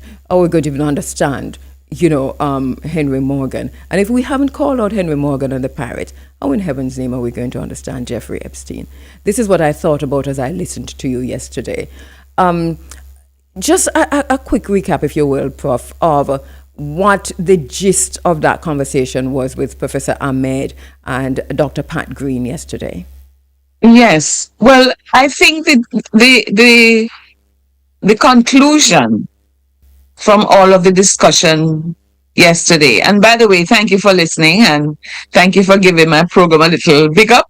Yes, great. I am back because I felt that it was necessary to rejoin the world from my hibernation and enter into some of these conversations to fully support you too in what you do, to bring understanding to our people, because history is still an unknown country in our country. So my conclusion from Ahmed and Pat, both of whom wrote pieces in different newspapers about this when they heard about it, is that there's, as Miss Lou would say, we're a living dichotomy. And while we have Emancipation Day, while we celebrate our heroes and heroines who fought against chattel enslavement and colonialism, we still continue to practice the legacies of colonialism. That was what I got from their conversation, because they were very clear that in a country that boasts about our freedom and anti-colonialism, and a country that celebrates these anniversaries that are so important, we still don't get it. And we are celebrating those who oppressed our ancestors. We are celebrating those who were murderers, those who trafficked our ancestors, those who oppressed enslaved Africans. And so I am still in a state of shock. And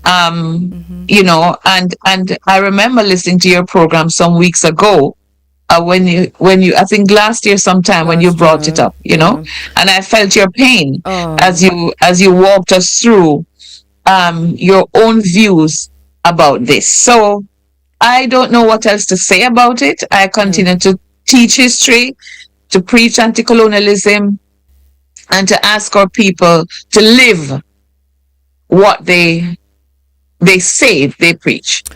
And as you talk about the slavery and the legacies of slavery, the book that is about to be published, I think I haven't had a chance to read all of it, but I've been going through. Yes, it's already published. It's already published. It's out and it's going to be launched on Thursday. Looking at gender-based violence, and this is edited by yourself and Dr. Delia Bean. Dr. Delia Bean, yes. Right. Give us a gist, Vereen, of what the book is about, because there are many chapters and they're all relevant. It's such what a work, what a body of work. The scholarship is phenomenal in terms of just looking at gender-based violence from different perspectives across the Caribbean and historically also. Can you give us a nutshell of what it's about, and also to speak specifically to your own chapter, because you've got a very, very chapter in the book. Yes, my chapter started the book because we're trying to historicize this phenomenon of gender-based violence. And let me just say that I'm so proud that Dr. Delia Bean asked me to do this with her, because, she was my first PhD student. This is my student, having come into her own and still paying respect to those who, gave her a leg up along the way. So it's not always so.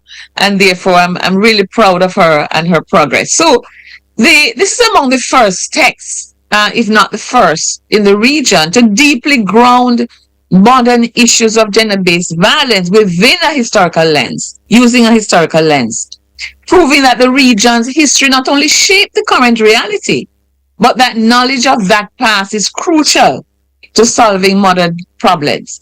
So essays in the text also expose the audience to new historical evidence and cases of gender-based violence, which shed light on how modern GBV, as we call it, was inherited and shaped in a colonial framework. So it's a big book, as you said. It's 26 chapters and an epilogue. And we have information, all the authors. People can go and look it up. There's a foreword by the former university director of the Institute for Gender and Development Studies, Professor Diana Fox. So I have an article in it. Delia also has an article in it. And since you talk about my own chapter, what I've tried to do is to show how far back Prof, this phenomenon. Let me interrupt you for a minute. Only because let me take a break so that we don't have to break in the middle. Okay. So let me do no problem. Safe, reliable, great value. Always buy from an authorized IGL dealer. The time by IGL is 14 now, going up to 8 o'clock. Professor Vereen Shepherd is online. Yes, Prof, your chapter in the book. Yes, so my chapter is titled Gender-Based Violence in the Caribbean, Historical Roots, Contemporary Redress. And what I've tried to do is to show how far back we go in terms of gender-based violence, because we go to the period of the indigenous peoples and the violence that descended on them with capture and colonialism. Then we go through the period of slavery to show how people like Thomas Thistlewood, and you and I know all about Thomas Thistlewood, who was an enslaver in Western Jamaica, and who left diaries, accounts, evidence of his brutality towards the men and women on the plantation. Because when we talk about gender-based violence, it's not only about the sexual abuse of women by empowered men and not so empowered men sometimes, but about the violence that descend upon us because of our gender, because of our sex.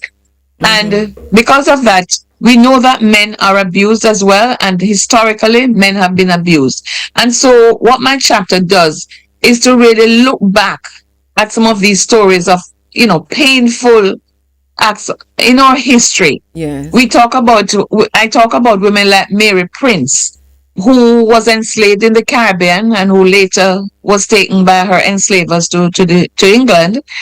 And then someone published her thoughts, and what her thoughts reveal about the violence of slavery. She talks about Hetty, you know. She talks about her own experience of beating and being transported. She talks about what happened during slavery to those who did not uphold the colonizers' ideas of oppression. So this book is really full of this kind of information. We have Go ahead, Vereen. we, as I said, we have it's well, I don't know if I mentioned this, but we have 26 chapters, and we have 4 men. I know that there should have been more men writing, but we have Hilary Beckles, by 4 men: Hilary Beckles, Jonathan Dolby, O'Neill Josephs, and Amilcar Sanatan. And at the launch, Amilcar will kind of represent the authors with because many of them cannot attend the launch this week, and so he will have a video message. And Hilary Beckles talks about black masculinity in Caribbean slavery. We have Hilda News talking about violence against enslaved women in 18th century Suriname. So we have authors looking at the experiences from Jamaica, from Suriname, from Trinidad and Tobago, you know, and right across the Caribbean. We have one of the essays I like is by Jonathan Dolby. He used to teach in Jamaica at the UA, and his article is entitled "The Brutal Passions of the Licentious: The Prosecution of Rape and Sexual Abuse in 19th Century Jamaica." So it's really a broad-based text that looks at the roots of this phenomenon, but also its continuing presence in our society. I didn't read this chapter, and I can't remember the author who wrote about the domestic violence, and I thought, boy, I really want to get to that chapter to see exactly how this is interrogated. That in itself was kind of provocative. When I looked at it, but there's just so much there, and because of time, I don't want to not talk about the launch itself, how people can get there, can participate. Is it on Zoom, or do we have to come up to UA? Give us an idea of what's going to happen on Thursday and where. Yes. So, but before that, I think the chapter you're talking about is chapter 21 by Kendra and Pitt, which is called "Historicizing the Domestic Violence: Solidarity and Struggle in the Domestic Violence Lobby in Trinidad and Tobago." And one of the things about this book that I think is important is that we don't only talk about the scholarship and go back into history to talk about gender-based violence. We talk about how it's manifested today, and we talk about why it still is with us. And then we talk about advocacy, because you know that I don't believe in just scholarship for scholarship's sake. I know. You know, researching for researching sake. We have to use it. We should have introduced you right as a scholar activist. As a scholar activist. And many of these authors in this text are scholar activists because they believe in the power of activism. And for example, Taito Heron, who led the Tambourine Army. Remember that march? I was a big part of that. Of course.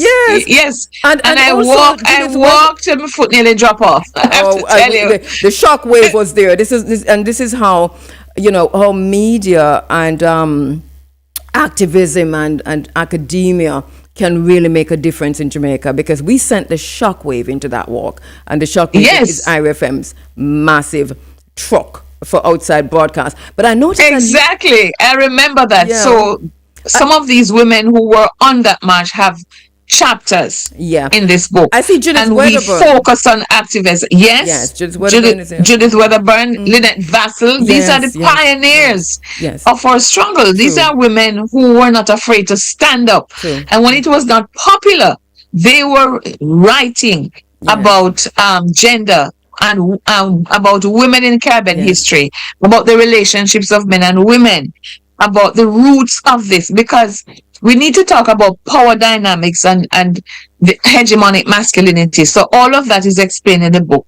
But it will be at 5:30 this Thursday, March 19, at the University of the West Indies, not the Mona campus, but at the regional headquarters where the Vice Chancellor sits, So as they come to the on Mona Road, instead of turning to go to the Mona campus, they turn right into the regional headquarters, and it starts at 5:30. I said so. It's a very important book, and we want the book to help those who want to understand the roots of gender-based violence, but also the power dynamics that feeds it today, and why we need to struggle against it. Yeah. We need equality. We still don't have gender equality in our society, and we need to have that.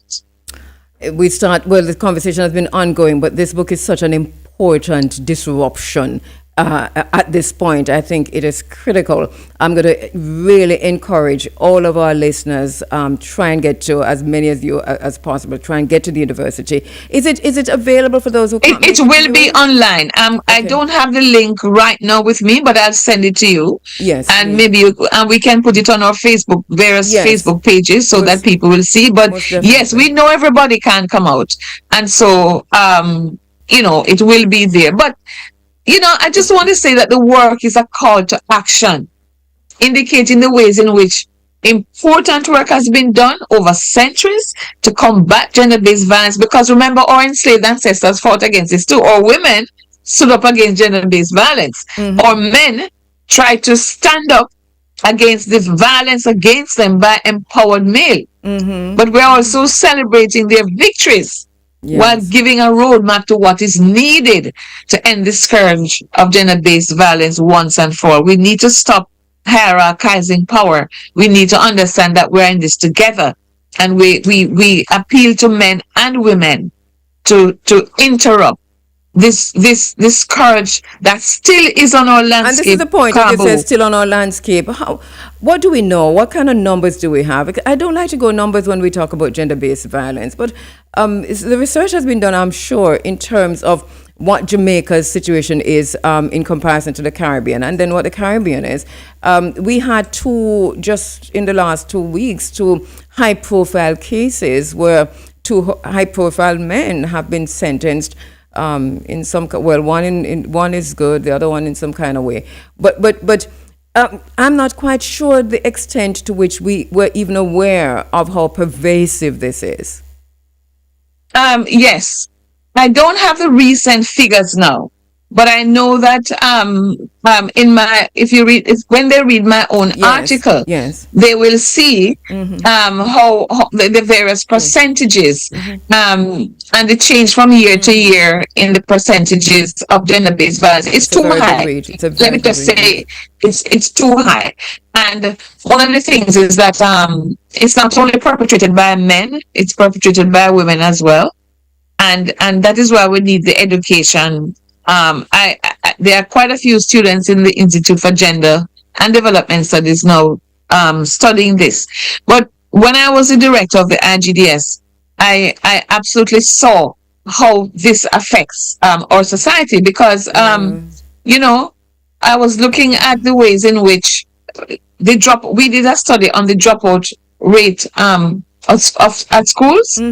And realized that one of the reasons that boys are dropping out in excess of women. Women stay in school and they use that for upward social mobility. And then they get the jobs and then they're earning okay.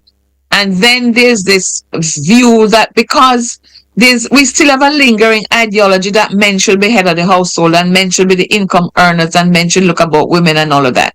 That has been changing, and that has been changing for some time. And so when some men feel as if they are not economically in charge, not economically empowered, then it comes out in violence against women. And so there needs to be a more gender understanding across between men and women, so that they understand that it's okay if women are earning more than you are earning. It doesn't mean that we should. But yes. Don't we have to contextualize that in the psychology of which is the personality disorders, if you will, whether it is narcissism, because that is a very serious one. This is where people usually feel that way when, a woman is earning more, or whether you're a sociopath. It seems to me as if this is critical to understanding gender-based violence, yes, narcissistic it is personality critical. disorder. Yeah, and that's why I'm saying that we need to interrupt this view that because women stay in school, because they want to progress, because of the historical background when they were, considered inferior. Yes. When women are trying to progress, Yes. to make sure they have the money to look about their children and so on, and to have upward social mobility, men should not feel threatened by this. And it should not come out as in the form of violence. Yeah. But I think that we also have to understand the history and the psychology, and also not act in a way which would make our male partners feel inferior. So this is what I'm saying about understanding the history. We feel inferior if they want to feel inferior because of the psychology of it. This is Yes, I understand it. So, but I'm just saying that we have to also try to understand each other. But I know what you're saying, but as a researcher, knowing the history and knowing the psychology of this, I'm saying, and as a mother of boys who I'm teaching also about this whole issue. Yeah. But yes, I agree with you that men should just stay in school, come out and go into the workspace and not feel inferior, and do what they have to do to respect women. We must respect women and respect each other and understand where we're coming from and why we have to work hard to progress and overcome this feeling that we are inferior to anybody. In book 2, which this is such an important book. I think there's going to be something else. I would like to see the psychiatrist. Yes. In book 2, talking about you talk about power dynamics before, and how Fred Hickling has done some really great work on how power or narcissistic personality disorder and other personality disorders are built upon the foundation of power and how people deal with the idea of inferiority. And I think part of that is really these personality disorders that he's identified in his research, and I'd like to see that come over to the conversation. But yes, because it goes so far back, manifested in sexual abuse of women on ships coming to Jamaica, wife murder, flogging. Yes. And that's what we're trying to we're historicizing it, but we're trying to say, get rid of it. Yes. The rape, the murdering of women, just because we're women and because we have been trying to uplift ourselves. And what about teaching? And then there's also this, I get you loud and clear, Professor Shepherd. And then there's this element of how we teach our daughters to, and you talk about raising boys, so that is critical. And then what we teach our daughters to look for. In terms of, we say red flag and that's not enough. But these personality disorders that will hit you or kill you, they're very similar in terms of how they manifest. And I think that we learn this and teach our daughters this too. I think there's so much to gain from this book.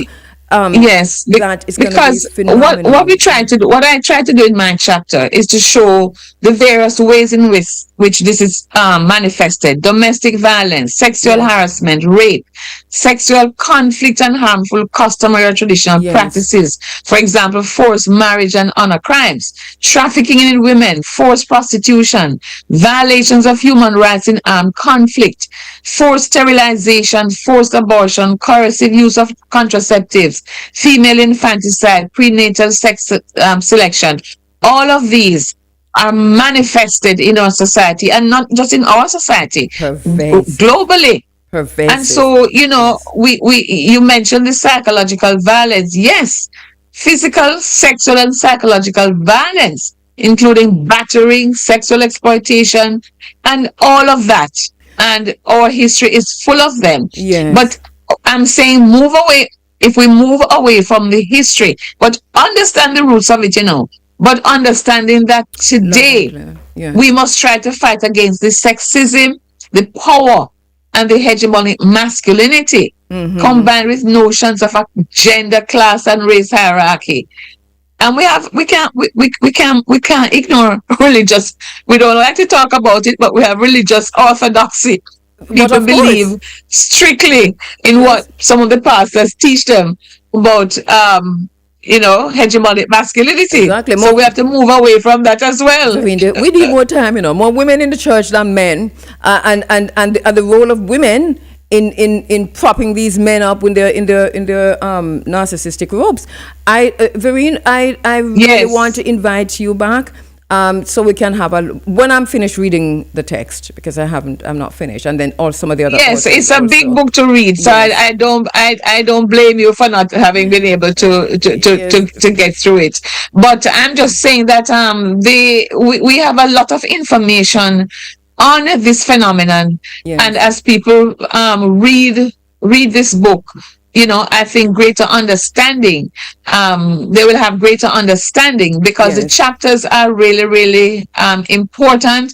The broad-based issues that come up from right across the Caribbean and beyond. And so I urge the schools, the colleges, to use this book. Gender-based violence in the Caribbean, historical roots, contemporary continuities, because that's the title. Cool title. Where is it available? The University of the West Indies Press published it. So the UWI Press on the university campus. And, sadly, Kabu, we don't have as many bookshops as we used to. I know. And this is an issue. Anti-intelligence is taking over. What I realize is that you mentioned the statistics, because recent global prevalence figures indicate that 35% of women worldwide have experienced either intimate partner violence or non-partner sexual violence in their lifetime. And globally, as many as 38% of murders of women are committed by an intimate partner.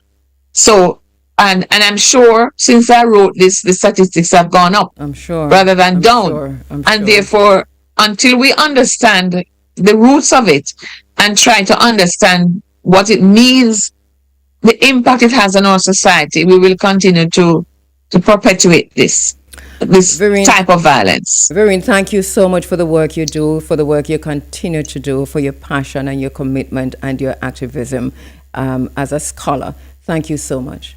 Thank you very much for having me, and I look forward to seeing you at the launch and all our friends. Most definitely on Thursday at UWI. Thank Thursday, you so much. 5:30. Yes. All right. Thank you. Take so much. care. Bye. You too. You get chopped? Not take that. Make Mocha FID and the police help you. Call 311 or 1-888-662-2847. The time by the FID, Mocha, and the JCF is... Now, 6 minutes after 8 o'clock, we're inside of the Africa Forum. This is Running African. And I think we have my next very special guest, and he's going to help me in this segment to pay tribute to one of our colleagues who has passed. A very good friend, my dearest friend and colleague. We've worked together for so many years. Also a very good friend of the brother who's coming on now. He's coming on to talk about the MAGA moment in Black America and the MAGA moment. But we're going to take some time and take this time with Ras Jomo to talk about Joy Morgan. Joy Morgan, you know her very well. She has been a broadcast assistant and a producer on this program for many years. She came to IRIE FM in the early 1990s. I think around 96, possibly 95. She came from JBC. And I think at the minute that JBC was absorbed by the RJR group, that she came to, I think first to ZIP, and then to IRIE FM. She worked in IRIE FM in the traffic department, that is the traffic accounting department. A lot of people don't understand when we say traffic department because you think it has to do with motor vehicles, but it has to do with commercials, with radio ads, with everything that goes on the programming log. And she was one of those persons who helped to define and redefine over time what IRFM's programming log looked like in terms of setting IRFM as a young station. So she came in pretty early when all of this was being computerized as opposed to digitized, right? Computerized. She came in pretty early and worked 24/7 with skeletal team. She used to sleep here in the traffic department on the floor. They have beds, they have sheets, they have covers. Just a skeletal group. And she, in terms of what the log became, what the programming log became, because when we started, we were literally doing things analog, literally by hand. And then when Joy Morgan came, with the knowledge she came with from JBC, she was able to kind of guide the process, and then later on further guided the process when we were now internationalizing the traffic department, that is to say, tapping into the best practices from Europe and the United States and North America and so on. She was also the one who guided that process.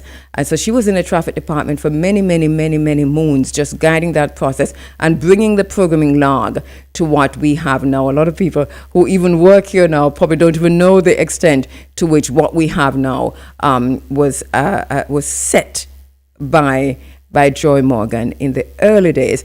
Later on, and I'm not quite sure if Ras Jomo is in the room with me yet, but later on, when I think it was 96, late 96, she came to the programming department, might have been 96, 97, and that was my department. I was heading up that department. And so she became a senior producer in the department. She started out as a broadcast, just learning the programming because she already knew the traffic. And so as she was coming from traffic, as a matter of fact, as a manager of the traffic department. Understand this. So when she came to the programming department, it wasn't a demotion, but she had to learn programming.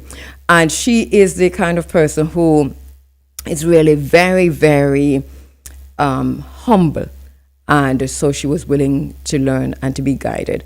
So she started as a broadcast assistant, and then later on as a producer, and then as a senior producer. We worked on so much. We worked on almost everything. So the In Search of series that we talk about, she was head cook and bottle washer in that. We went into every parish in Jamaica, along with Professor Vereen Shepherd, because we partnered with Professor Shepherd, and we also partnered with the University of the West Indies through Professor Shepherd, the Jamaica National Heritage Trust through Professor Shepherd. And we went across the nation. We also did a lot of overseas travel together. Howard University, Washington, D.C., New York, Florida. And I'm talking about on the job, doing our programs live. One of the first programs that I did driving, we were broadcasting from the Smithsonian, and we're going to leave the Smithsonian. This is this program from the Smithsonian to the 12 Tribes of Israel headquarters in DC. In DC, and Nicholas Evans was there, Joy, myself, and the conversation we had was, could we? Because we don't want to break the program, and that was before anti-intelligence and before we were digitized. But the question we raised to ourselves and answered is, could we broadcast an hour and a half from the Smithsonian and then drive from the Smithsonian, kept the broadcast going, and to 12 Tribes of Israel, and continue the broadcast as if nothing happened? And it happened. It happened because of the hard work of a team. And Joy was adamant that could happen. Nicholas will remember that we did that. And that's just one. I remember we were broadcasting from Howard University. We had gone there. It was Howard University homecoming, and we're going to do that broadcast. But, we throw a T4. And we went to a club in D.C. where the Howard University students were having like a jam under some building, like a really dark club, and Beanie Man was there, so we had to go see Beanie Man. And I remember interviewing, we wanted to interview Beanie Man. It was so loud. And Joy said to me, now, we can't do it. We can't interview Beanie Man. And Beanie Man said he wanted to be interviewed too. And we're live inside of GT Taylor's show. It was that time of night when GT was on. And Joy arranged it somehow that after we'd go shop the day before to find out what we were going to wear to this party. And so we're spiffy, I'm telling you, literally. And so I remember being and grab my hand, and he said, yes, we can do this. And Joy said, yeah, man, we could find a quiet place. And between Joy and Beanie Man, we found a bathroom. And I remember saying to GT, he said, GT, the place is so noisy. We are now broadcasting live from the bathroom of this nightclub. I remember it's a bathroom. It wasn't a bathroom, it was a toilet. And Beanie Man was really great. But this was facilitated by Joy. This is the kind of producer that Joy was, is that the show must go on. There was nowhere in the world that the program went, and it was more than one program, because she was also the senior producer on the Tuesday night program that I did, Sex-Wise. As a result of this, we had the best psychiatrists, the best doctors, the best gynecologists, anybody we wanted, Joy was able to find. I remember in the early days when we were doing our training with her, I said to her, Joy, I know people talk about 3 degrees of separation, but for me as a journalist, I think there's only one. And I talked her through it to say, all right, let us say you want to find, and I'd give her the name of a president of a country that is nowhere near us. I won't give, not an American president, but say Putin. Who is between you and getting a Vladimir Putin onto my program or onto our program? And she was saying, no, that's not possible. But that's in the early days. And I talked her through that to say, who do we know who would have Putin's number? That one call that we can make. It always works, believe me. 1 degree of separation is what I believe in. And then Joy came to believe that, and Kishima. So it was a team. It was a really, really, really tight team in the programming department. Joy Morgan, Kishima Francis, Samantha. I'm talking about the early days in the Who Am I Leaving Out, from the very early days of the programming department. The programming department grew over time, and all of the junior staff that came in, they literally learned from. I oversaw it, but the majority of them learn immediate learning from Joy and Kishima. This is basically what it was. And that's a work. But Joy, we became friends over time. We knew each other's mother, and we traveled together. We've been traveling together forever. And so as the children came, they became Auntie Joy or Auntie Kabu. And the family became one family. The anniversaries were celebrated together. The birthdays were celebrated together. The church services, the funerals, you name it. We became family. And for me, this is a time of disbelief. I am totally shocked. And I'm shocked and broken, if you will. Joy was so full of life. I still find that I want to take up the phone to call Joy, to tell her or to say to her, did you hear what happened? And what I'm about to tell her happened is an interesting thing, because it is her own passing. And so when that hit me last week, I wrote a poem, and kind of looking for the poem, but I wrote a poem that just came to me in the moment, in the time, about how we never practiced goodbye. We talk a lot over the years as we face death in the family, death of friends, and so on. And so I wrote this poem for Joy that I'm going to read now. It's called We Never Practiced Goodbye. Let me get that together. To Joyce, I am here with you. Yep. To Paula, to Marva, and to the entire family. My deepest, deepest condolences. So this poem I wrote for Joy.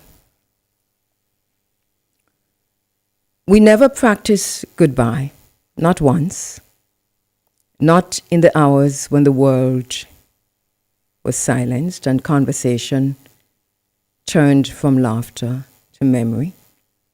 We never asked what the other should do if one of us simply stopped being here. We never spoke about who to call first, whose voice should carry the news, how the words should be arranged so that they would not break in the mouth. We never planned how to survive the moment when a name becomes past tense.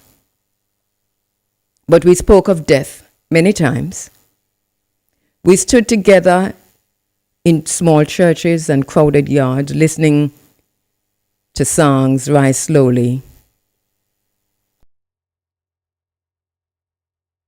With the grieving. We sat afterward on verandas and in the kitchen, speaking softly about the one that had gone. Do you remember how we would say they looked really good, how they looked peaceful, how they looked like they were sleeping? How strange it felt to see someone so still after knowing so much about them. How the absence in the room came before anyone spoke about it. And later, we would talk about them again. How much we missed them, how their names kept appearing in our sentences, as if they were simply late and not gone. We practiced mourning for so many others, but never, never, never for you.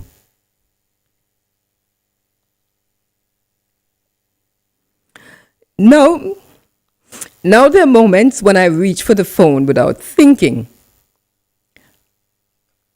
A small piece of news, a passing thought, something only you would understand. And the first instinct is still to call you and say, did you hear the news? Then the strange truth settles in my heart. The news is about you. You were supposed to be there after the funeral, sitting beside us with that patient understanding that always made grieving feel less hard to bear. You were supposed to say what you always said. We will miss them, yes, but we then had a good life.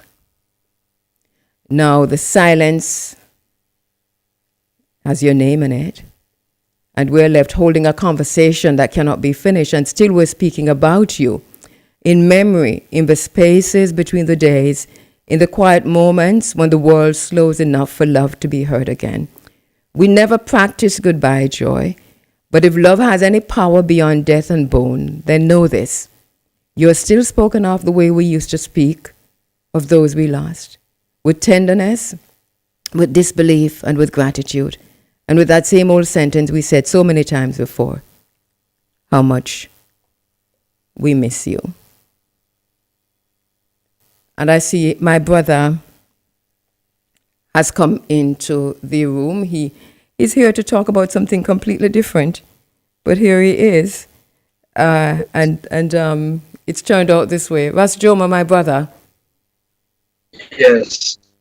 Rastafari greetings. And I have to, I'm listening to your timeline, and I was trying to communicate with my children. When we all began to first talk, and Joy was that main connector. And as I thought about it, it's probably around 20 years. So I guess subtract 20 from wherever we are now, and that is where our relationship started. And that is actually the main link that got us as close as we are. And it also was a time when IRIE FM was moving to being on the internet and not just listening to cassettes a few weeks, later after programs had aired. Yeah. We have a long history of paying attention to IRIE FM. So that evolution of communication with Joy also turned into us working on international things. Do you remember the independence of South Sudan and talking with generals and things of that nature, that we all work together because we share information, for those who don't know, in the outside world, we do a lot of sharing with each other. And I feel a little heavy still. I was in Jamaica for a family funeral, and when I came home, I had not checked all of my WhatsApp connections, and I saw it online, and then I looked on my phone and I had not missed calls, but connections from the family. So, you know how it feels bad, like, wow, I wish I could have made one more stop. Wow. Wow. I remember, we've done so much together, Jomo. I mean, Joy's a producer, so she's always, and you're such an integral part of the Africa Forum. And so she's always in contact with you. And I think in a similar way, you teased her as much as Muta teased her. But with but with a different kind of teasing. Not as hard. Not more loving. Not as hard. And because she was also a producer, by the way, on the Cutting Edge with Muta Baruka and the Stepping Razor. And she was producing. Over time here at IRIE FM, she produced every program on air over time. Nicholas Evans is reminding me that she came to the programming department in 2002. And that is true. And we're talking about all the way to possibly, Nick, 2015. Correct me if I'm wrong. But so she's an integral part of the very foundation of IRIE FM. You also dealt with obviously becoming great friends, and but as a producer. Tell us about that whole relationship with Joy, who is the one who would normally call you and say, you have to be on the show. Behave yourself. Well, it was an instruction, and usually whether we were away or whether I was there live, just the communications, even I guess setting up our relationships with live broadcasts from Rebel Salute and all the different things that we do, like I said, whether scheduled or non-scheduled, and even work with other artists, but the kindness, the joy, the literal joy, and then also outside of the professionalism, someone who's actually current in history, culture, news, so that it made everything more pleasant because all of our hearts and minds were in the same place, and they remained in the same place even after her not being at IRIE. So, the story doesn't stop. The relationship, the energies keep going, right? It does. And it does. Yeah. So I want to thank you so much. You came to talk about something else, but the ancestors would have it that we are talking about joy. And I want to invite you again next week to come back to talk about Black America and the MAGA moment, only because we have 3 minutes left before we go to the Supreme Ventures draw. So I hope that you're okay with what the ancestors led us to do this morning. Yes. Yeah. And I think it stays and it remains contextualized as all things with everything that you've been talking about on the show, from tourism to Jamaica to Dr. Shepard. Something is happening where Black people don't hold on to our own memory and what happened to us in particular, and we can lose bearings. We don't need to get so comfortable that we lose reference of who we are, because in critical times it might be hard to amass our best energies if we don't remember our history. And I think that that's one of the main attractions to your international institution. and the necessity for that continuum, in all forms, arts, culture, travel, tourism. We have to be mindful of who we are at every stage and who we are all over this planet. You're so right about that. We got a lot of challenges. Yeah. Yes, you're so right about that. Listen, my brother, thank you so much. You're well known to the IRFM listenership and also to our Africa Forum family. So no great introduction, but you are a radio broadcast. You're a DJ. You're a presenter in Buffalo. I said Baltimore on my social media. Because that's where we meet in Baltimore. Sometimes we meet in Baltimore when you're out running around the country. Yeah. Nina Simone kind of situation. Last time we met, where were we? It was DC? Baltimore. DC and Baltimore. We did the show last year. So, we always woke up in Baltimore. I think that's where you are. And, and we spent so much time there with Joy over the years. And we're always in DC. We went to we've been to the Howard University homecoming quite a few times. And we never missed the party. Even if I don't want to go, we have to go shopping, go buy clothes, we go party. That was Joy. And we usually party until morning. It is what it is. Here we are. Jomo, thank you so much, my brother, for helping us. Keep the joy. Keep the joy. Hold the joy. We'll keep the joy. We'll keep the joy. All right. Just standing by now for the Supreme Ventures draw. That's coming up at 8:30. We are going to be talking to Professor Horace Campbell in the next segment of the program because we're looking at what's happening around us. And one of the things we want to spend some time looking at is the empire of the United States. Talk about the dollar and de-dollarization, if you will. Professor Horace Campbell will help us to understand what's happening. Let me go to the Supreme Ventures draw. The games begin. Good morning to you. It is Sunday, March 15, 2026. I am Taiba and welcome to our early bird game draw. Before we begin, here's a quick look at last night's winning numbers. All our games, they're being supervised by the Betting, Gaming and Lotteries Commission and observed by the independent auditing firm PwC.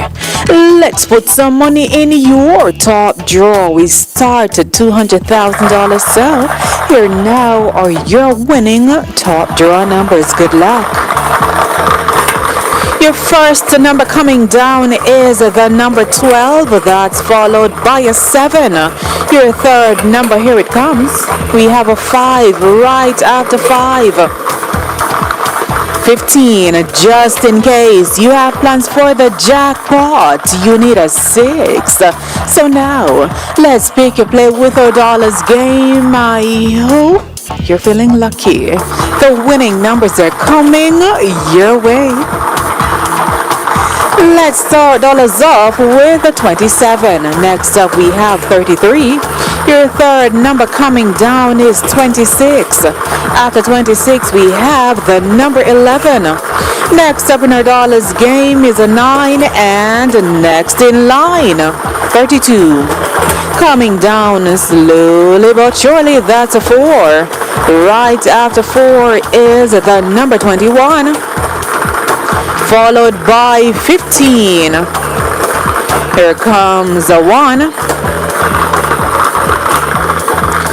The number 29 is next, and let's wrap things up with the number 24. So now, for some easy winnings with our Pick 2 game. The winning numbers are coming right up. First up, 33, your second Pick 2 number.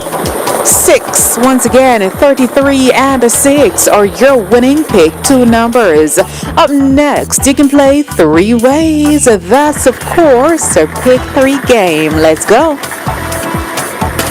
First up, we have 0, your second Pick 3 number. 4, and your third and final number. 6. Once again, 0, 4, and 6 are your winning pick 3 numbers. It's time to tune up your winnings. Get ready for pick 4. And first up, that's a 9, and next in line, also 9, your third pick 4 number coming up.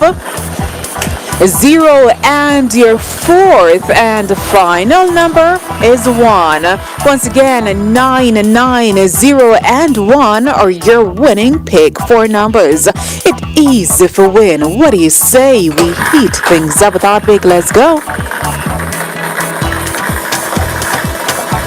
Your early bird winning hot pick number is 5. Congratulations to all our hot pick winners. Again, your winning number is 5.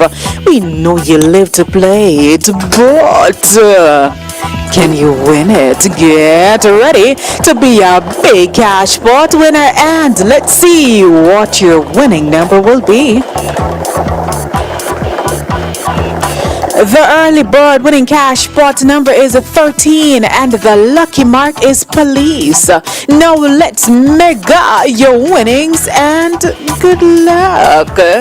What will it be for this morning? Here it comes. It is a white ball that has been selected. And no, it's time for the monster winning. So good luck once more. What will it be? A white ball has been selected. Let's take a look at the winning numbers, and of course, congratulations to everyone who won. I'll see you later on at 10:30 for more games you love to play. I am Taipa. Have a supreme morning. Hope you were a big winner. Play your favorite Supreme Ventures games every day and tune in for our live draw 6 times a day at 8:30 a.m., 10:30 a.m., 1 p.m., 3 p.m., 5 p.m., and 8:25 p.m. on this station. Supreme Ventures, making winners every day.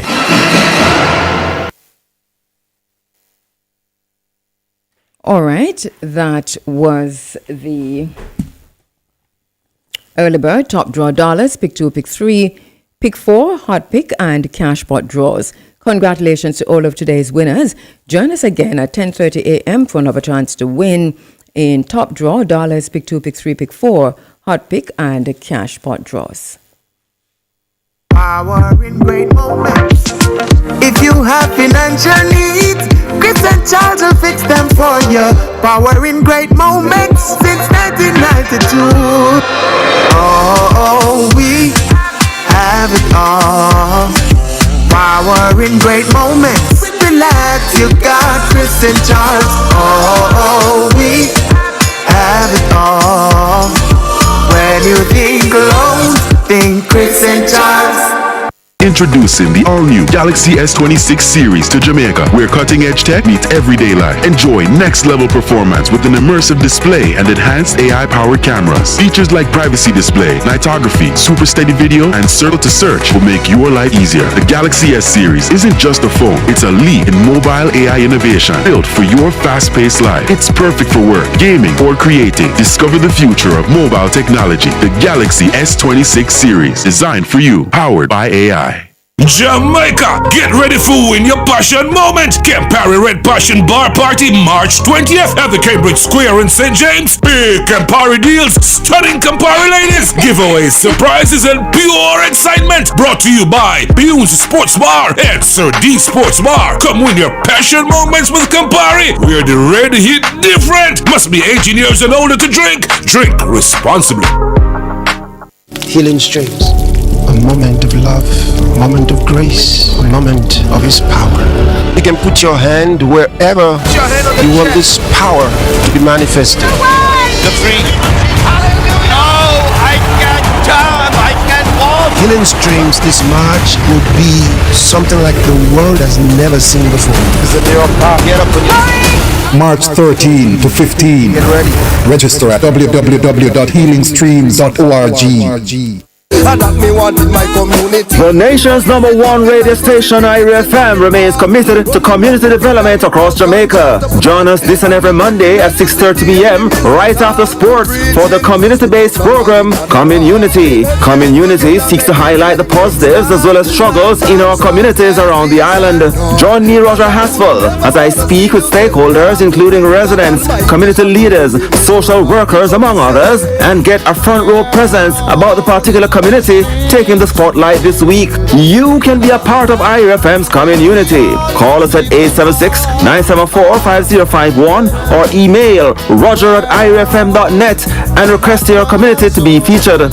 That's Community. Listen every Monday, right after sports, in live at 5:45 on the People Station, IRFM. Community on IRFM is brought to you courtesy of the Universal Service Fund, Jamaica's first solar satellite-powered free Wi-Fi. Universal Service Fund connects Jamaica. Hey, you girl in the tight up skirt. Hey, you girl in the You scoop the boy there. That you pick. That's you pick. You get scooped. Good with it, you know. Come scoop with me, Courtney Max, with the WTS Breakfast Party, 9 to 10 a.m. No lame game thing. Then clock in with me now to see my Francis. On 1 p.m. to 2 p.m. Catch a dark scoop, hot scoop, and e-scoop. Great and trip left. Then at 6:15 p.m. we link up For a live performance and a bag of things from your favorite artists. Watch it live online at irfm.net for free. What's the scoop? WTS, the hot spot. Yes, sir. Every Saturday. Kiko!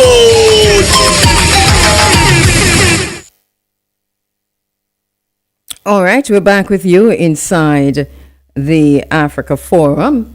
This is Running Africa, and thank you so much for joining us inside of the forum this morning. You are welcome. Remember, we're streaming live on Instagram, and we're streaming live on Facebook, so you can get us in these places. We're on all of our social media platforms. IRFM social media handles include Instagram is IRFM Official, Facebook is IRFM. Is it IRFM JA? I think it's IRFM JA.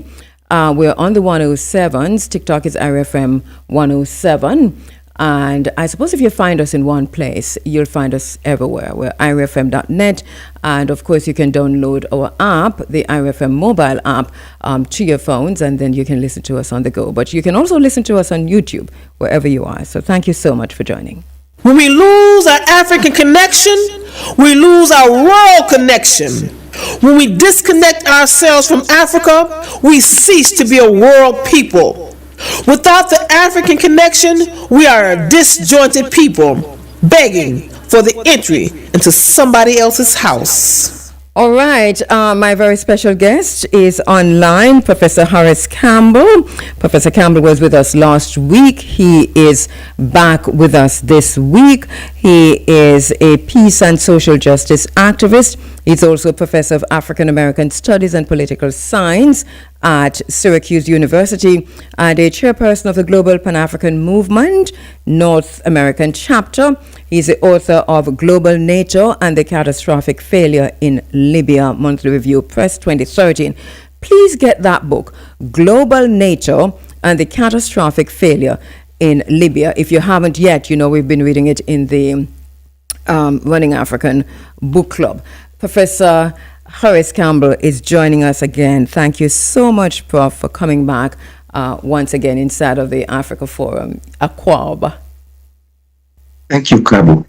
Greetings to everybody, everywhere. I think from your announcement, it is clear that the reach of IRFM is now global, so we can greet people in all parts of the world, but I continue to greet our brothers and sisters right there in Jamaica, yes, as we wake up this morning to another week of warfare and destruction against the people of West Asia. And I want you to put this in context for us, Prof, because we have been talking about this. We've been listening to the the different legacy media, mainstream media. If you listen to mainstream media, you're more dunce than when you turn on the TV or the radio. We try to search out the information as much as we can on YouTube, on the digital platforms. That is not so much of a struggle, but it's there. But I want you to put this war in context for us. The current confrontation that we're seeing, the attack on Iran, the U.S. has not been able to tell us why it's gone there. Israel, we can just guess as to why they're there. But one of the things that you have said, that this is a desperate, and you said this last week, reaction of an empire trying to slow its own decline. Let's start there. Very, very, very much so. Not only an empire trying to slow its decline, but an empire that is in a society where there is total disregard for human life, for the well-being of the environment, and for basic laws of dignity of human beings. The fact is that the present hostilities being waged against the people of Iran, and which is affecting the people of all the societies in West Asia, is actually unprecedented in its scope, because the present leadership of the United States of America has said that they're waging war without apology, without hesitation or mercy. Now, I want to repeat the words of the Secretary of Defense. He calls himself the Secretary of War of the United States of America. Without apology, without hesitation, or without mercy. No, that is the language of war crimes. It is the language of war crimes in a condition where there is a war that has no basis in international law. It is not a war for self-defense. And as you stated, the government leaders, the military authorities in the United States have not given a justification for this war against the people of Iran. The nature of this war is one that is killing citizens indiscriminately. And the first day of the war, we saw more than 150 school children being killed in Iran. And we've seen that in Lebanon, 1 million persons have been displaced, with thousands being killed. Why is the United States and Israel carrying out a war that does not have the sanction of international law, and a war which, under the laws of the United Nations, the United States could be held accountable? The reason the United States is abrogating international law is because of the recklessness of the current leadership of the United States of America. The recklessness stems from the fact that the present leadership that has called out thousands and thousands of troops called ICE, Immigration, Customs and Enforcement, against the people of the United States of America, a government that is oppressing its own people by surveillance and arrest, but this government that is at the same time declaring that it can occupy and take over countries. It can take over the Panama Canal. It can take over Greenland. It can take over Canada. A government that sent its military forces into Venezuela to kidnap the leader of Venezuela and his wife. Why are they doing this? And as we've written into Pambazuka, the United States of America operated with the dollar as a currency of world trade for the past 80 years, since 1944, since the Bretton Woods Agreement in 1944, when the world agreed that the United States currency, the dollar, would be the currency of world trade. And the United States would back up the dollar by having 1 ounce of gold for $35. At that time, the price of the United States dollar was tied to gold. Now, because the United States have been fighting wars against people who want their independence and liberation, especially in the war against the people of Vietnam, the United States was not able to keep its commitment of $35 to per ounce of gold. But since 1971, we've had what is called a floating international exchange rate. Now, that floating exchange rate could survive during the Cold War. That was called the Cold War because the United States would say to Germany and to Japan, as they said in the Plaza Accord, that we are defending you from communism. But since 1991, at the end of this so-called Cold War, the Europeans set out to establish the euro. The countries of the third world, especially the countries in ASEAN country, the Association of Southeast Asian Nations, after the 1997 crisis, sought to protect themselves from the IMF strictures. And since 2000, China has recovered as a major source of the international economy. In this context, the United States has depended on its military to secure its position in the world, what we have written and called the military management of the international system. So that the dollar, as the currency of world trade, now depends on the United States military. Finish your sentence, your thought. I'm going to take a break. Let me just finish this point. Yes. To the point now where, as we speak, the dollar is $5,000 to the ounce of gold, in a situation where the United States debt is $38 trillion. This means that many countries in the world are trying to get out of the control of the United States, who use the indexing of the price of oil in dollars to be able to ensure that the United States dollar remains the currency of world trade. Russia, Iran, Venezuela were 3 countries that joined up with China to set up what is called the Petro-Yuan, which is a new international trading system. Now, Russia, they put sanctions against.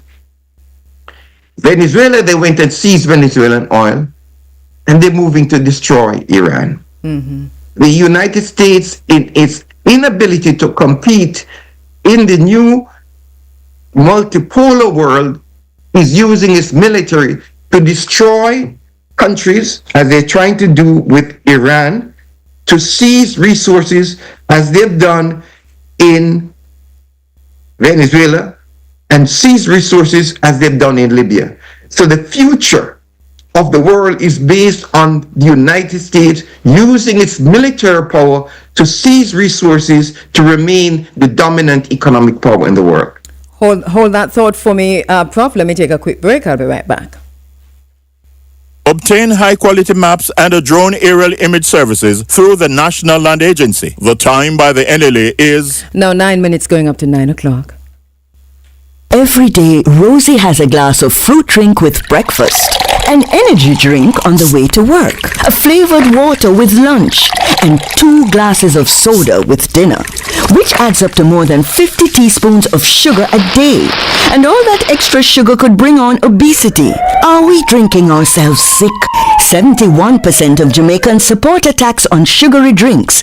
Help tackle obesity and protect our children's future. A message from the Heart Foundation of Jamaica. Well, this is Sean Stam, and I'm representing for this Big Bad Kite Festival. It's Easter Sunday, April the 5th. I know Addison Park, Brownstown, and I'll be performing live, Itchy, Scratchy, alongside Tommy Lee, Cash. I don't know in a Daidu. You don't know in a portion to other artists I got there, you know. Unity singer. I don't know in a kids ride free all day. Admission at only 1,500 pre-sold. 2,000 at the gate for the kids them. 2,000 pre-sold and 3,000 at the gate for the adults them. Yeah man, Brownstown Kite Festival and Family Fun Day. Roll out. We're taking over. Portmore, the Irie FM Plaza and supermarket rollouts will be coming your way for the first time in 2026. The parking lot of June Supermarket Wholesale, 68 Newlands, Portmore, will take the spotlight on Saturday, March 21 as Irie FM rolls out for a grand pre-Easter celebration.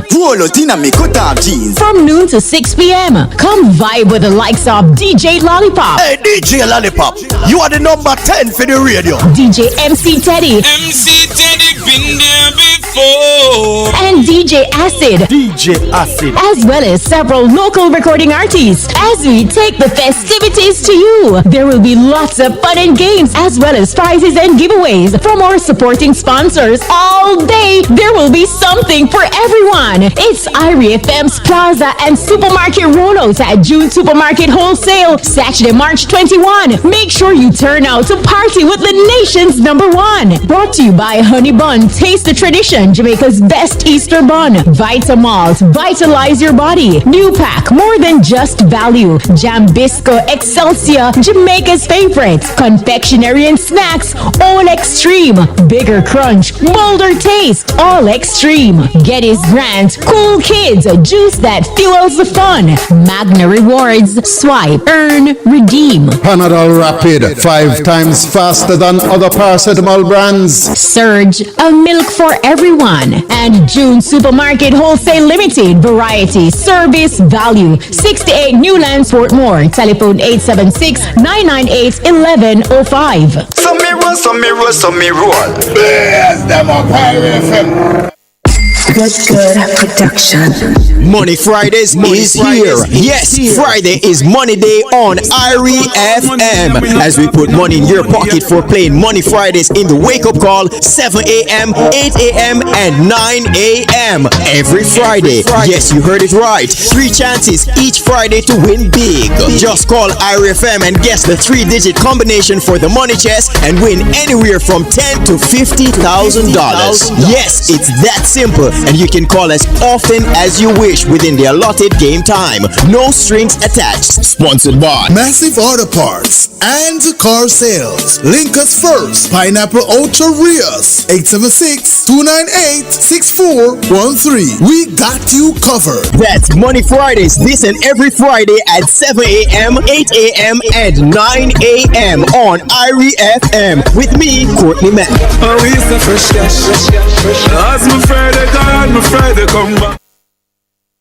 All right, we're back with you. We're inside of the Africa Forum. This is Running African, and Professor Horace Campbell is on the line with us. We're talking about the American Empire in decline and the war on Iran. Prof, you have said that for nearly 80 years, the U.S. dollar has been the backbone of the global financial system, but that I hear you saying that we could be witnessing right now the end of the dollar-dominated world economy. How so? What are the indicators pointing to this? And what are we seeing that is already telling us that this is exactly where we are? Well, I would not use a strong word as the end, because the present moment, there is no competitor for the dollar as a currency of international trade. I would say the decline. That is, there are countries seeking alternatives to the dollar because the United States has used the dollar as a weapon, what they call the weaponization of the dollar. And the main instrument for this weaponization is the United States Treasury and OFAC. And that is what they've used against Iran since 1979 with sanctions. They've used it against Libya, against North Korea, against China, against Russia.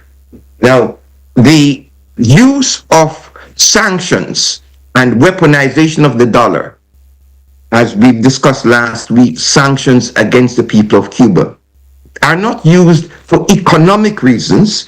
They're used for political reasons. In the case of Cuba, as we discussed last week, the Cuban society wanted to develop a place where the needs of citizens for health, food, and social well-being came before profits. And the United States considered this a threat.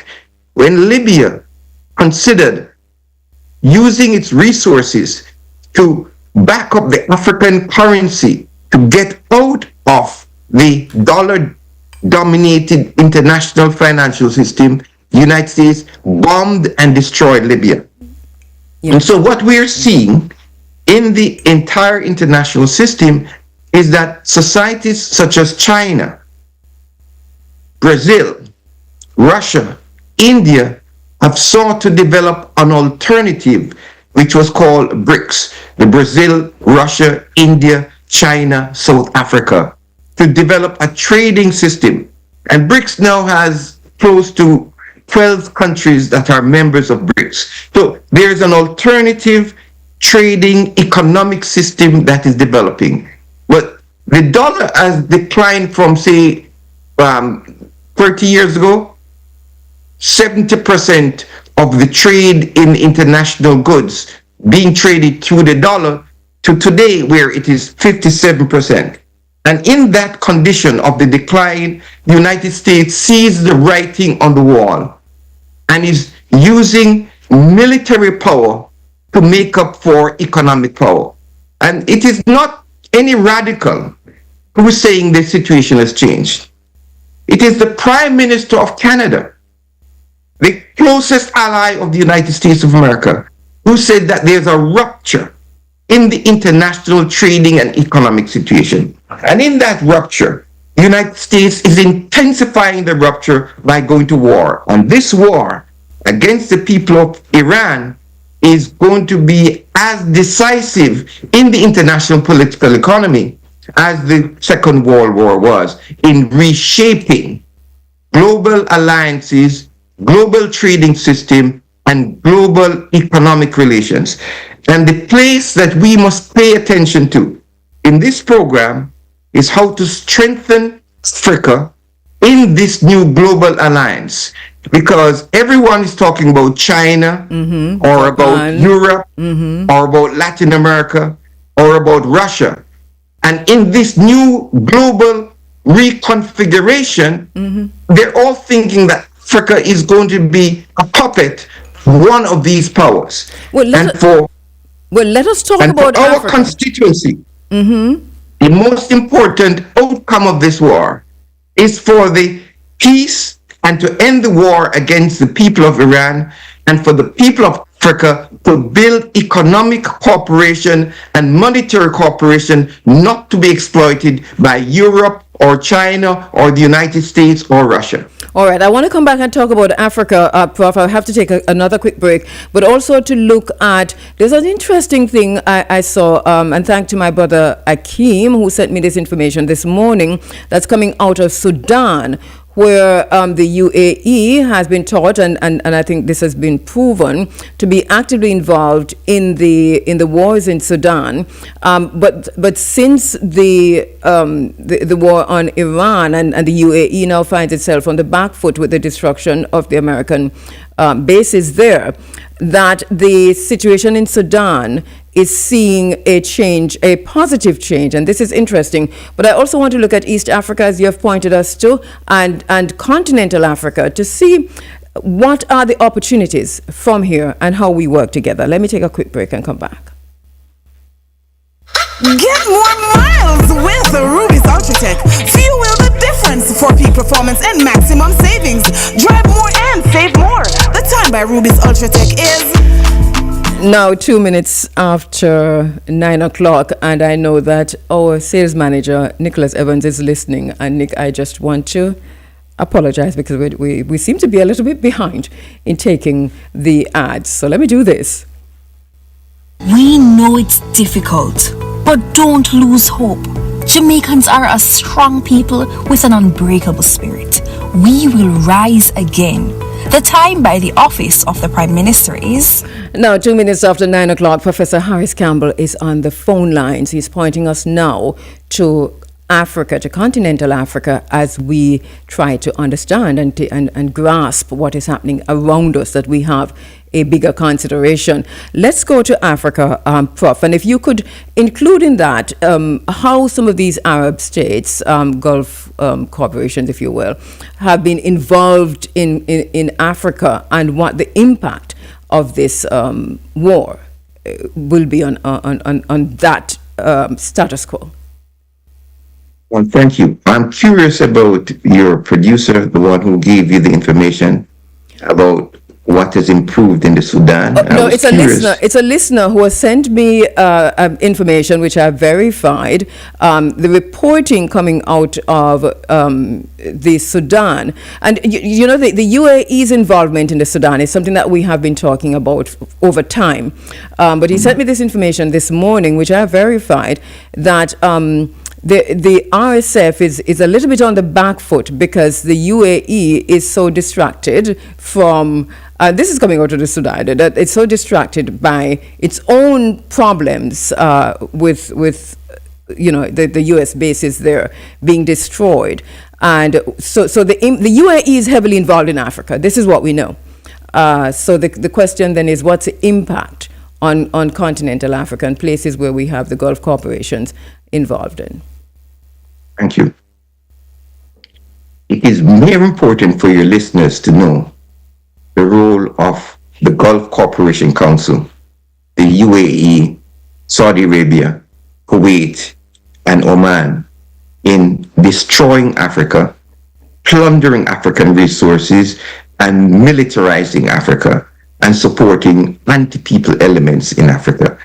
In the case of Libya, as you know, those were the countries, Saudi Arabia, the UAE, and Qatar, that sent military forces to destroy Libya, and they keep the faction that is in Benghazi afloat militarily. In the case of the UAE, it is a particularly despicable regime. Yes. Because it is a regime that is financing and supporting genocidal actions in the Sudan. So when someone says that the situation has improved, the situation in the Sudan is appalling in the deaths of hundreds of thousands of persons at the hands of the RSF, a group that is backed by the UAE, the United Arab Emirates, a country that is plundering the gold from Sudan, because the UAE is hedging its bet because of the crisis of the US dollar. All of these countries want to get gold out of Africa, and the UAE in particular has been active all across Africa in logistics, in military relations, control of ports, and in plundering resources. And so the UAE is particularly odious because it's a country where the people do not have democratic rights.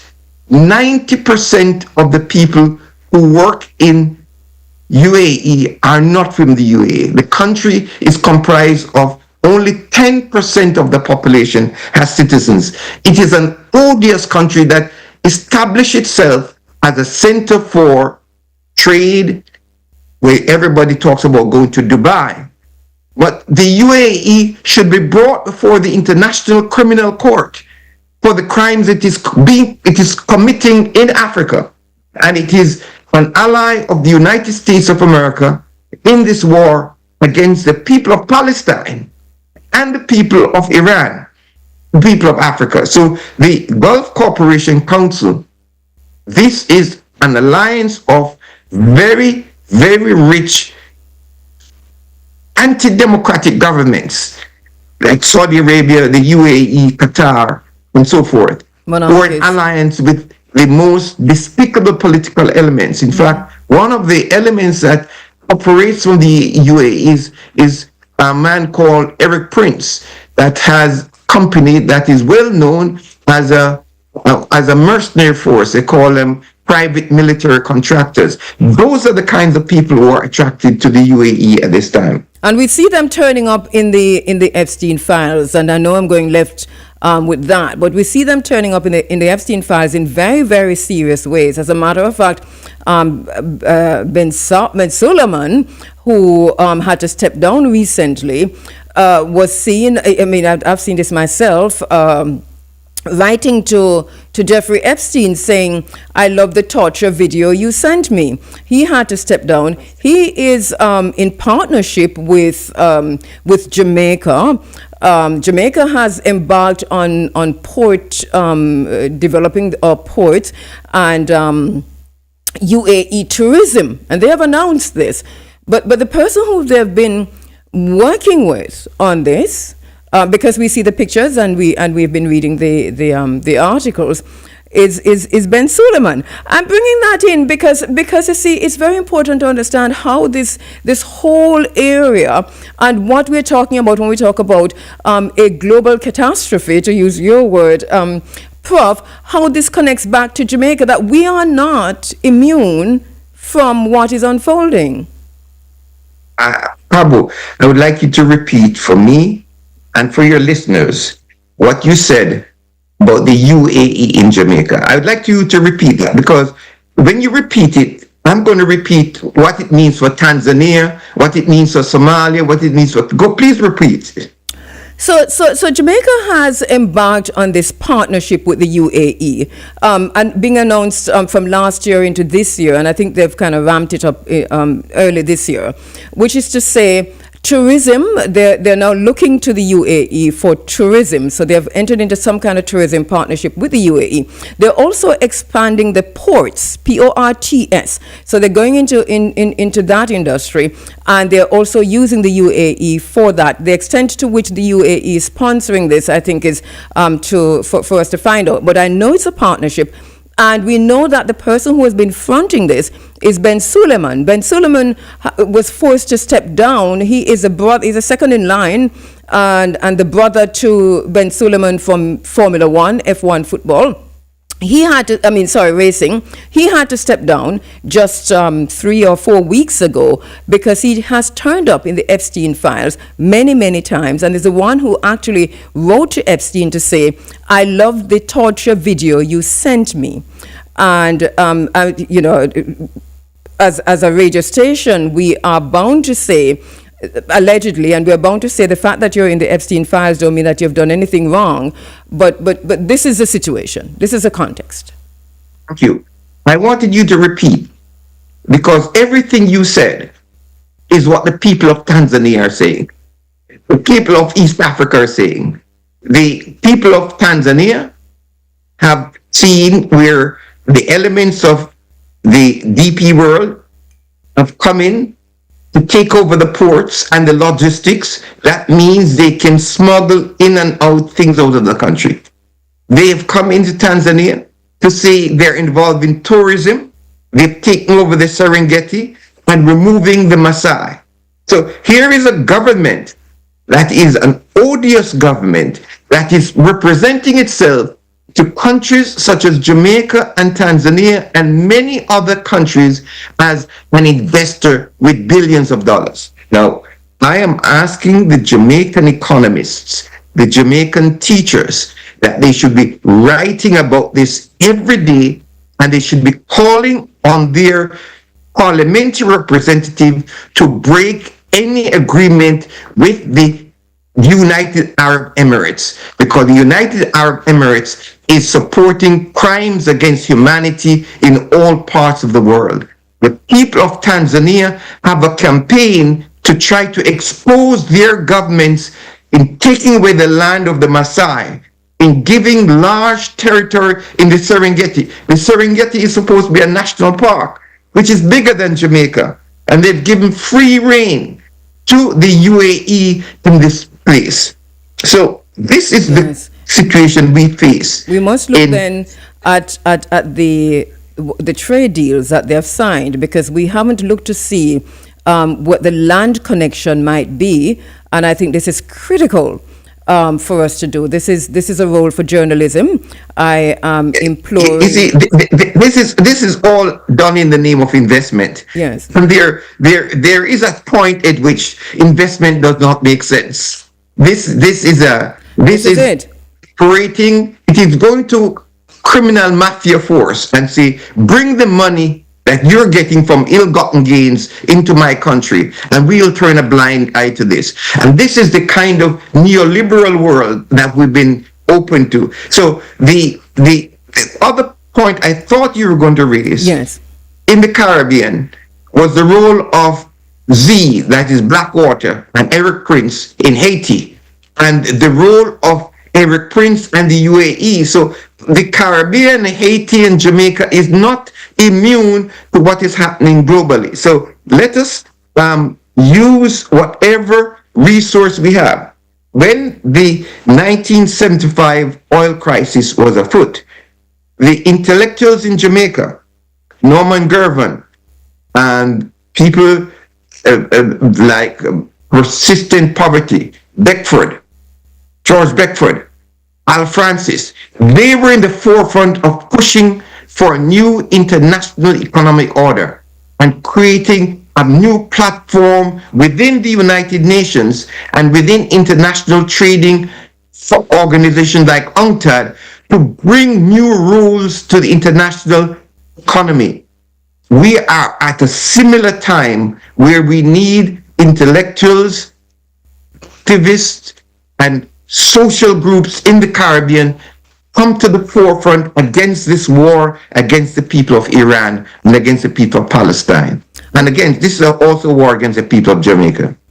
And I want to, you had mentioned earlier that when this is over, or on the backside of this, because I don't know the extent of over, that we're going to see the same kind of shocks that we saw after World War II. And so the question then is, are we in, and I asked you this last week, are we in World War III? Are we at the start of World War III, or this is a precursor to World War III? And what are the implications, a question we didn't get to, for continental Africa with what's happening right now? Well, this war, we're in its third week, and the President of the United States has declared that they've destroyed Iran. But in this third week of the war, the Iranians are still fighting and to defend their society. So whatever information they're presenting on Iran is not correct. And when you introduced this program, you talked about the role of the mainstream media. Probably 1 or 2% of what you're hearing on the mainstream media. I'm glad what you're hearing on the mainstream media is correct.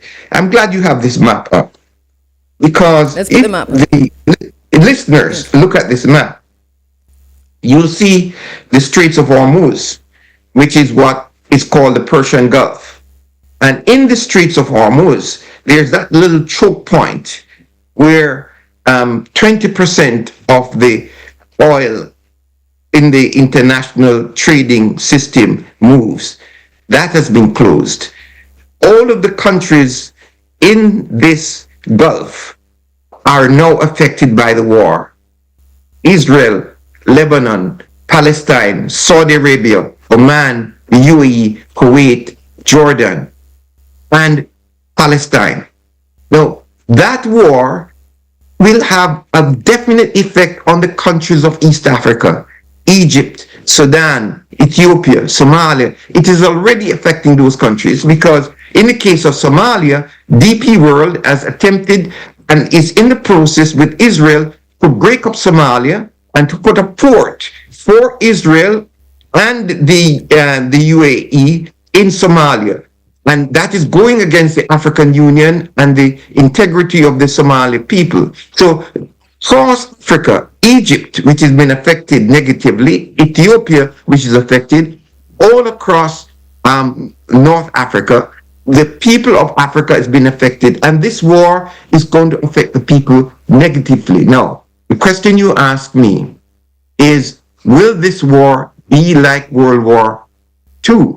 Well, it is difficult to say. It will depend on the extent to which the United States prolong the attempted destruction of the people of Iran. Now, your listeners should know that when the United States overthrew, but by the way, Iran is a country of 95 or 94 million persons. Iran is a multi-ethnic, multinational society. When the Iranian Revolution took place in 1978 to 1979, the United States inspired a war against the people of Iran using Saddam Hussein in Iraq. That war lasted for 8 years. They thought Iran would be destroyed within weeks. Iran is a country of a long history. This is the Kingdom of Persia. The name of Persia was changed to Iran in 1935. They fought that war for 8 years. If this war goes on for any longer than 6 months or 1 year, the repercussions of this war will bring in more countries than the countries I've listed. And then we are seeing a greater conflagration in the world. It is dependent on the extent to which the people of the United States can curb its political and military leadership from plunging the world into a catastrophe.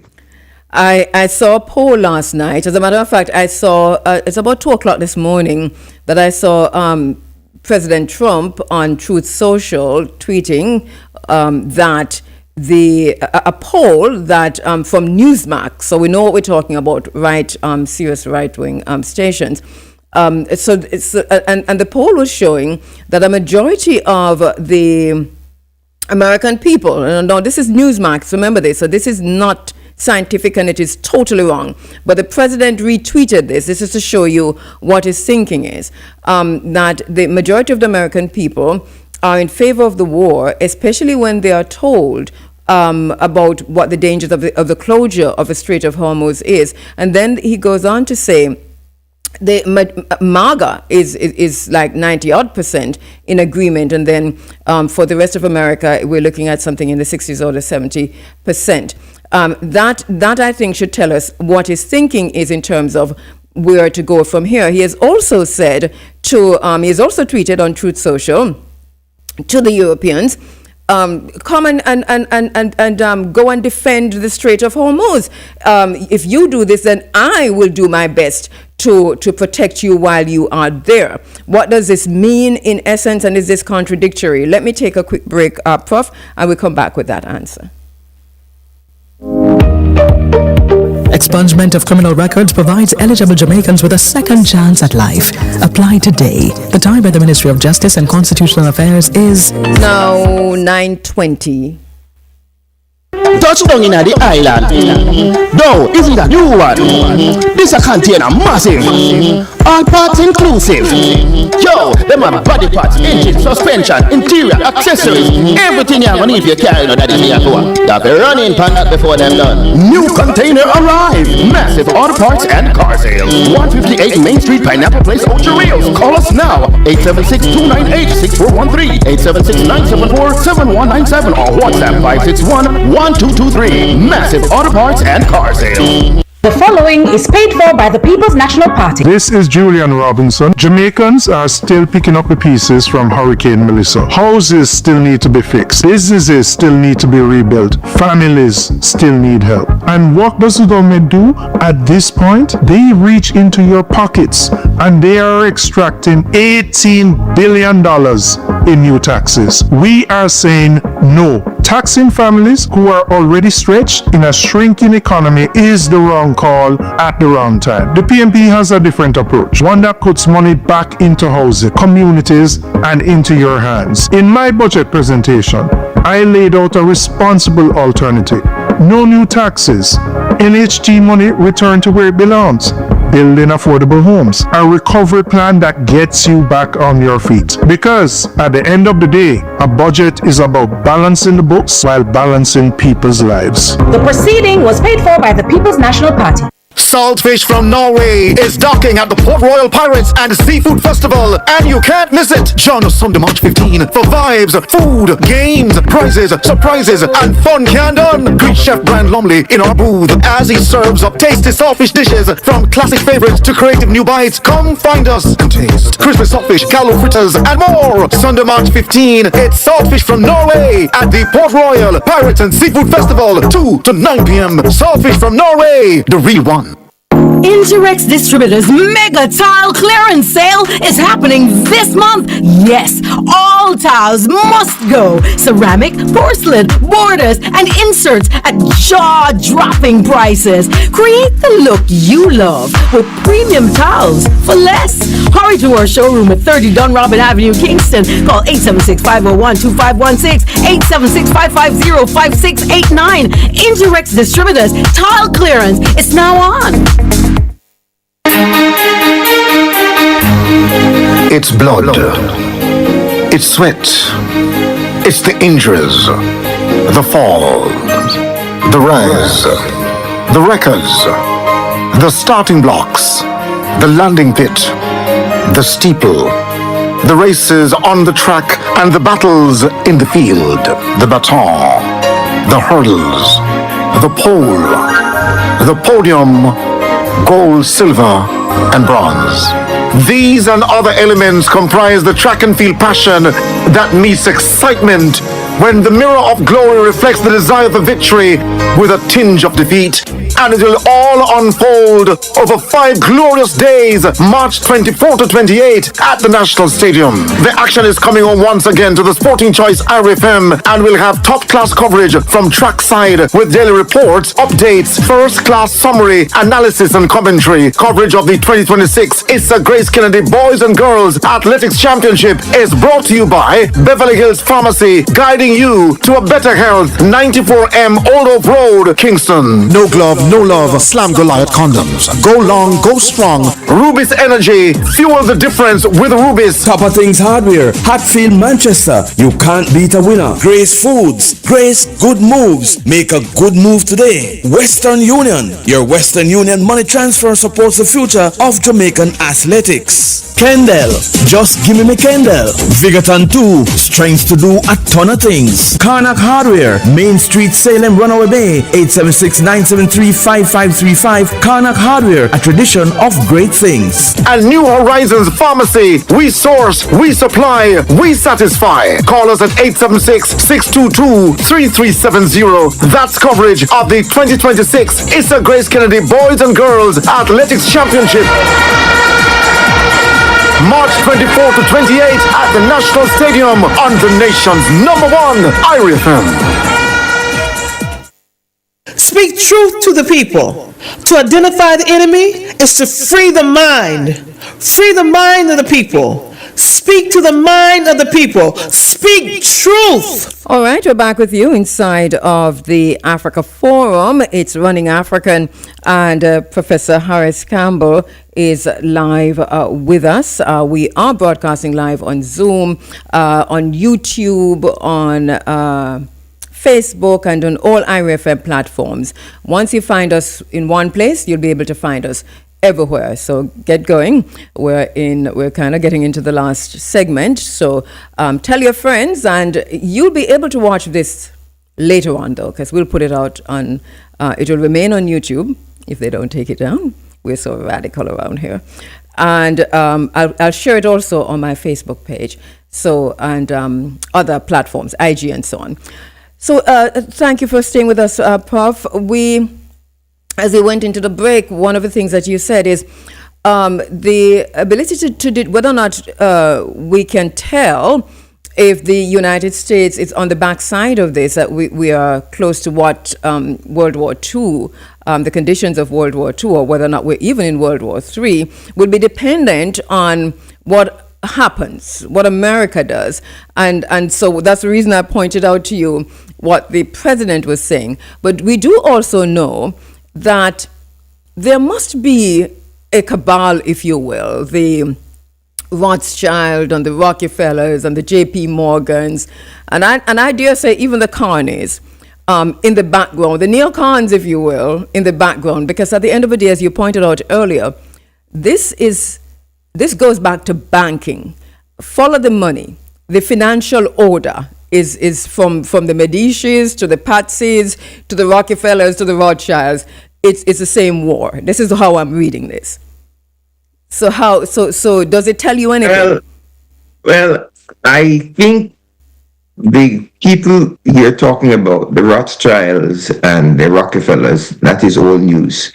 We have a new group of people who are in artificial intelligence, or in digital currencies, and into new cryptocurrencies, and they're elevating United States military power beyond the United States government.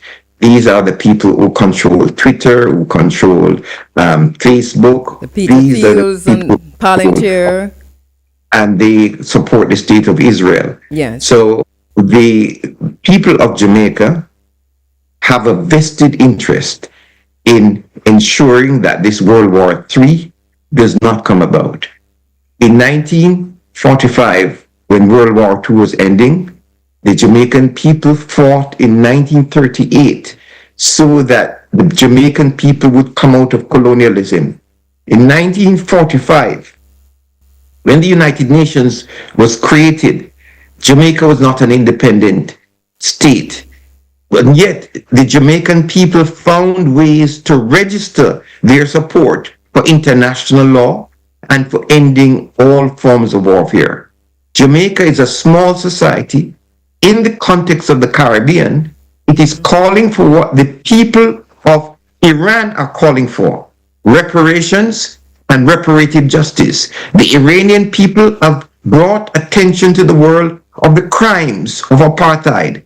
The Jamaican people, through its spokesperson, cultural artists, have said, like Peter Touch says, we must fight against apartheid. So the Jamaican people cannot stand by while apartheid and genocide is carried out in Palestine, while what is going on in Sudan or in Iran. Now, where does IRI FM come in? IRI FM is part of the collective voice of those in the world who want peace and an end to this war.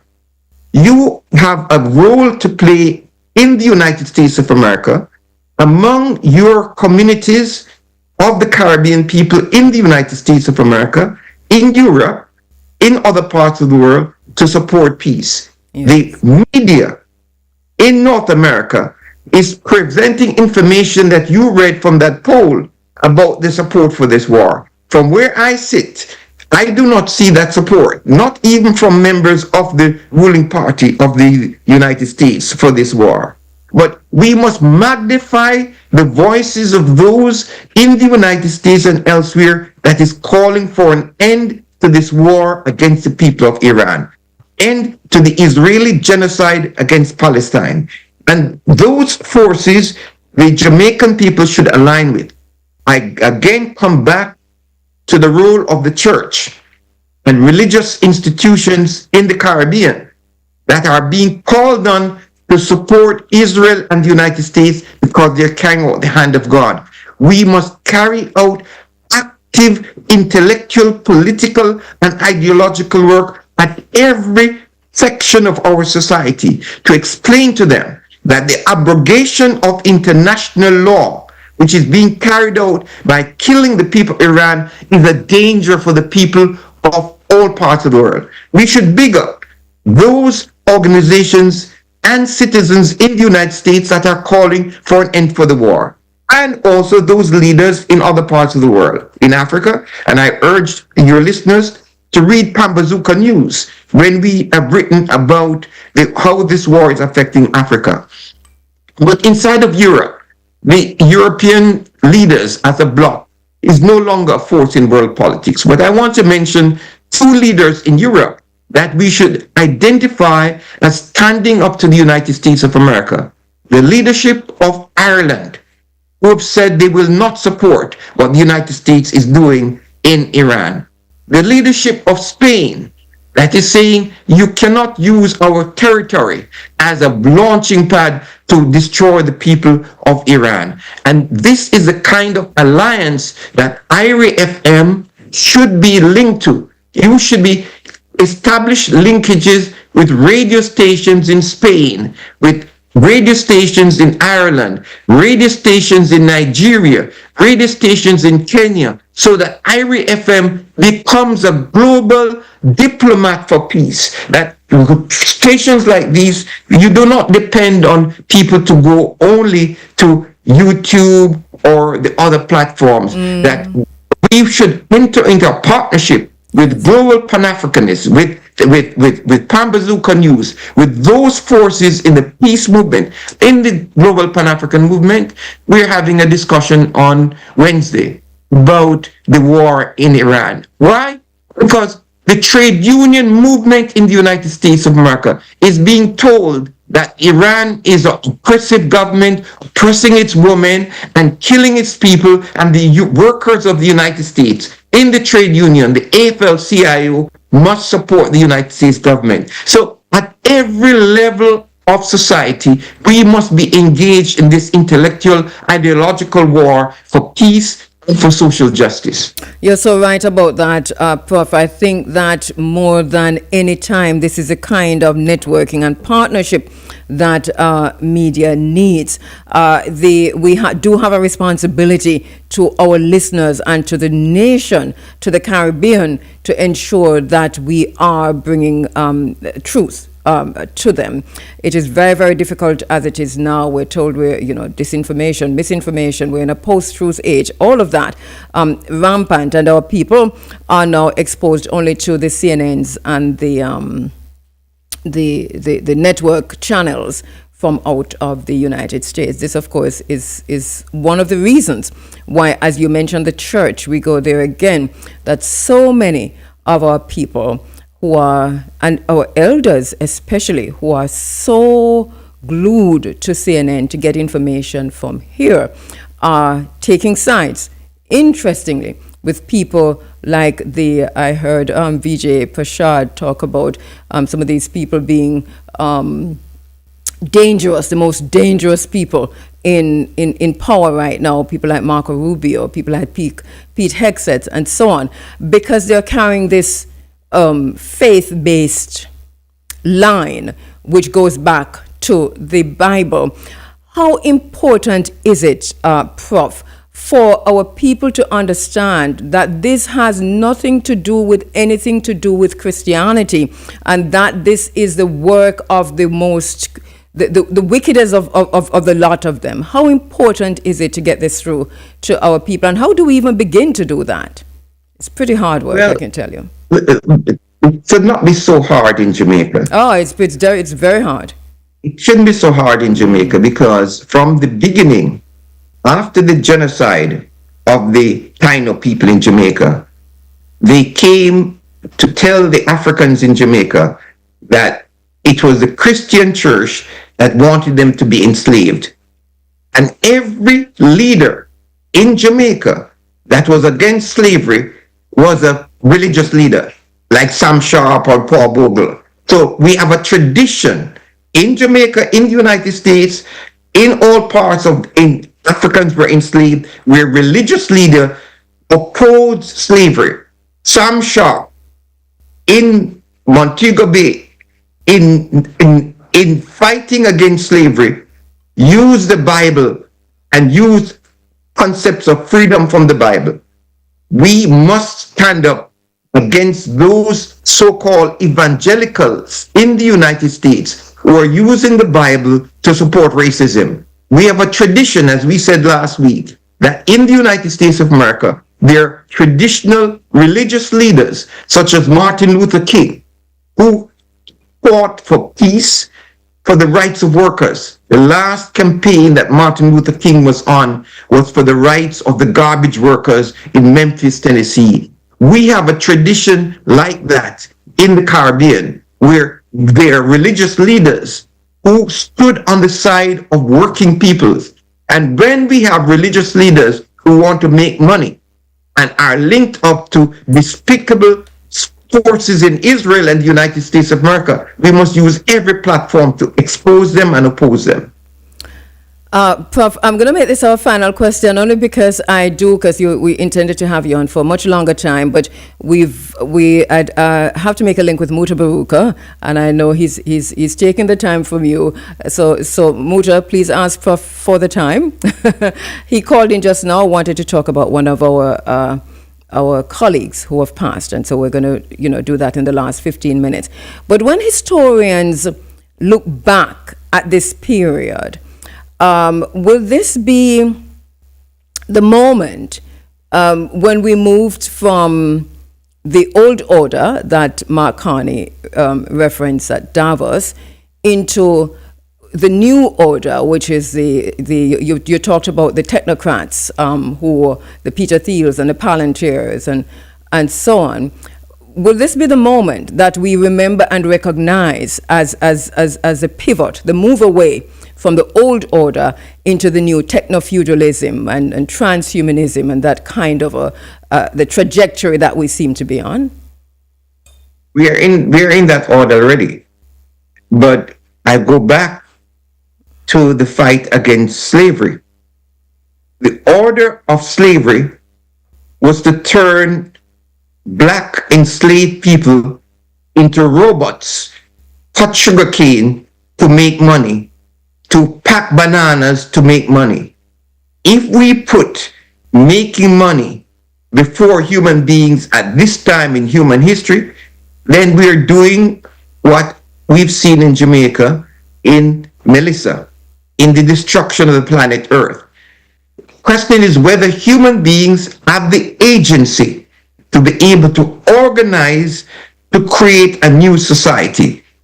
Clearly, the political leaders in Jamaica of both political parties are doing a disservice to the Jamaican people in clarifying to them what is the meaning of global warming, in clarifying to them, to the people of Jamaica, what is the meaning of the United States blockade against Cuba.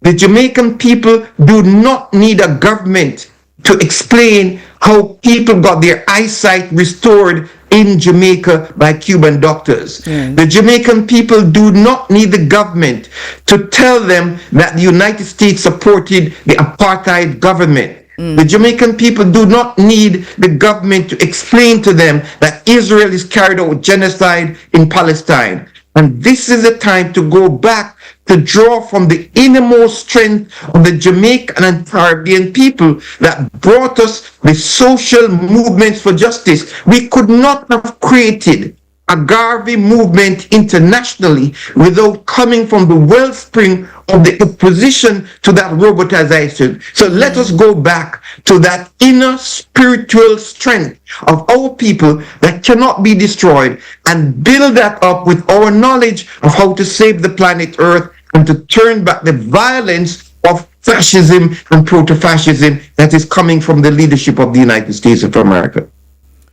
Thank you so much, Prof. I really appreciate your time and your ability. You're really good at helping us to understand how to view these changing times. Your book, Global Nature, is phenomenal. I think we should all be reading this. I think in a way it was predictive to Global Nature, because you literally saw this coming, didn't you, Professor Campbell?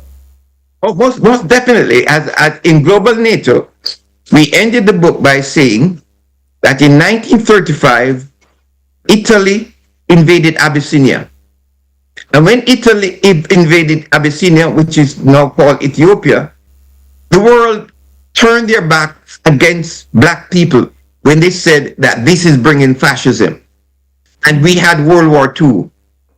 Italy not only invaded Abyssinia, the Japanese invaded Manchuria, the Spanish Civil War started, and the Germans started the Second World War. After the invasion of Libya in 2011, we said that unless we curb France, Britain, and the United States, this is bringing us war in West Asia. And we've seen it now. Yes. The war that expanded from Libya, across Chad, West Africa, Sudan, Egypt, and across to Palestine. It is the time for international law to hold the United States and Israel accountable for the genocidal war against the people of Iran and the people of Palestine. As we speak, we have many people of Lebanese descent in Jamaica. Yes. And 1 million persons have been removed from their homes in Lebanon. More than 1,000 persons have been killed. Certainly, those in Jamaica who come from Lebanon must also raise their voices against this genocide war. And they cannot be supporting the state of Israel that is destroying Lebanon and has destroyed Palestine and continued this war against the Palestinian people. So, yes, we predicted that. But just as how Padmore and James and Garvey, especially Amy Jakes Garvey, created organizations so that when the war ended, they rapidly moved towards political independence in Africa and in the Caribbean. So it is now we should set up the infrastructure for new Pan-African organizations for peace, reparative justice, cooperation across global Africa, so that Africans in Brazil, in Colombia, Venezuela, Cuba, the United States will be at one with the Africans in Africa that are fighting for peace. Because this destruction we see going on in Iran has been going on in the Congo since 1960. So we cannot separate this kind of warfare that is against the African people. The African people have a vested interest in overthrowing the capitalist system that is destroying the planet Earth and plundering the resources of the planet Earth. Thank you so much, Prof. Thank you so much once again. I hope you come back because I want to have a further discussion with you with the League of Nations and the United Nations and the same rules-based order that Mark Carney talked about, the rupture, where the United Nations rests right now on the backside of this and how it resembles the League of Nations and the Emperor, His Imperial Majesty, Emperor Haile Selassie's speech to the League of Nations. Kind of remind me of what I saw the foreign minister from Iran did at the Security Council and what happened on the backside of that. So I want to put all of that in perspective if you'll come back and have a conversation with us about it. Thank you for having me. And the social groups in Jamaica, Heal Up to Muta, and those people who are spoken word artists who have used the platform of the spoken word to educate the people. So I big up our Jamaican cultural leaders who have not only been cultural leaders in Jamaica, but cultural leaders globally. And these our cultural leaders must raise their voices in this time for peace and against the Zionist destruction in Palestine and in Iran. Thank you so much, Professor Horace Campbell. Once again, Professor Campbell is a peace and social justice activist. He is also a professor of African American Studies and Political Science at Syracuse University and a chairperson of the Global Pan-African Movement, North America chapter. He is the author of Global Nature and the Catastrophic Failure in Libya. Please get your copy. I'm very pleased that I'm getting texts already from persons who have said that they are purchasing the books that we've spoken about. People have actually bought already so the gender violence in Jamaica and the Caribbean, and I have quite a few who have and are still sourcing the Global Nature. So thank you so much for that. A quick break. Thank you, Prof. Thank you. This Good Friday, April 3, Beltron Kite Festival takes over Reynolds Sports Complex in Golden Grove, St. John. Performances by Skipper, Ja Vinci, Professor Nuts, Rally Banks and Top Banks, Dancing Dynamite, Jamaican Michael Jackson, and many more. Kids 12 and under free. Lots of entertainment for the family. Countless rides for the kids. Free shuttle from Fiscal Gas Station, Golden Grove. Tickets, adults 4,000 pre-sold, 5,000 a gate. Children 13 to 18, $1,500 pre-sold, 2,000 a gate. Sponsored by Ford, Dolphin Cove, Mystic Mountain, Beltron Hardware and Construction, Beltron Enterprise, JSJ Logistics, and etc. See you there. Yeah, look how you're pretty on my phone screen. Ready, tech, grow! Business is fast, easy, flexible, and costs less. Oh, entrepreneurs, let's go The government of Jamaica and the European Union present Digital Jamaica Training Series. Learn how technology grows your business. Choose the right digital tools. Manage your staff, customers, and money digitally. Data security and privacy. Artificial intelligence. We'll be in every parish. Apply online. www.jbbc.net. Log on fast. Digital Jamaica. Powering connectivity for MSMEs. Introducing the all-new Galaxy S26 series to Jamaica, where cutting-edge tech meets everyday life. Enjoy next-level performance with an immersive display and enhanced AI-powered cameras. Features like privacy display, nightography, super steady video, and circle to search will make your life easier. The Galaxy S series isn't just a phone, it's a leap in mobile AI innovation built for your fast-paced life. It's perfect for work, gaming, or creating. Discover the future of mobile technology. The Galaxy S26 series, designed for you, powered by AI.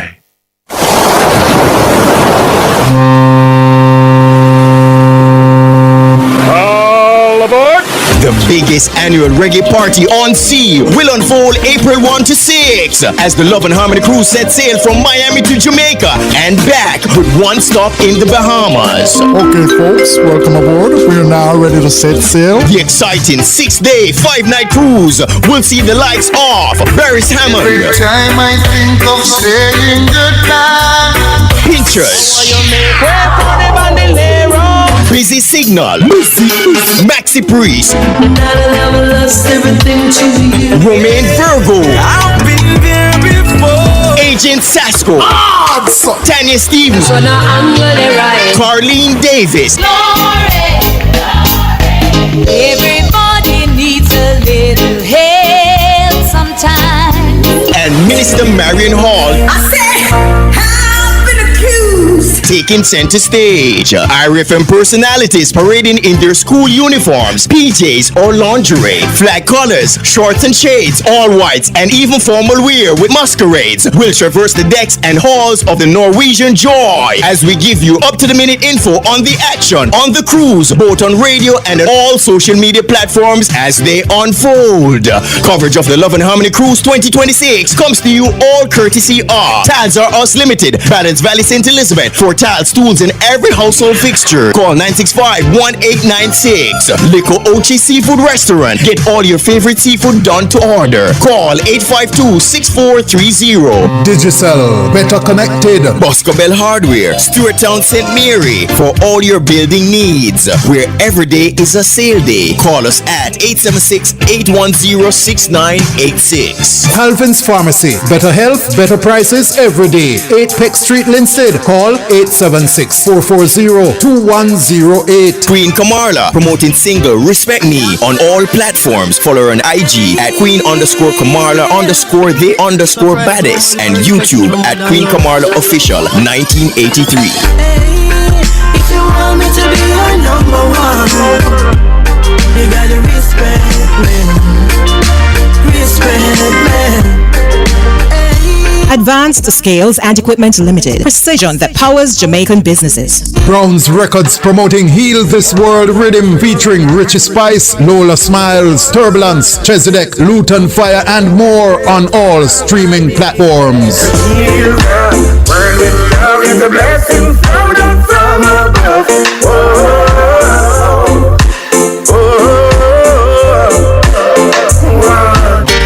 Base 13 production promoting Ras Nigo's new single Burkina Faso, distributed by Distro Kid and available on Spotify, Tidal, VPAL Music, and all other streaming platforms. A Burkina Faso, Africa rich and it a grow. Burkina Faso, yo, that's how we a go. All right, we're back with you inside of the Africa Forum. This is Running African. Go to the phone lines now to join Muta Baruka. They have to work with. No, that's wrong. Muta? Uh-oh, my bad. Oh, no. So I don't have Muta. I should have Muta. Let me see if I have him there now. Hey, Muta? No, Muta?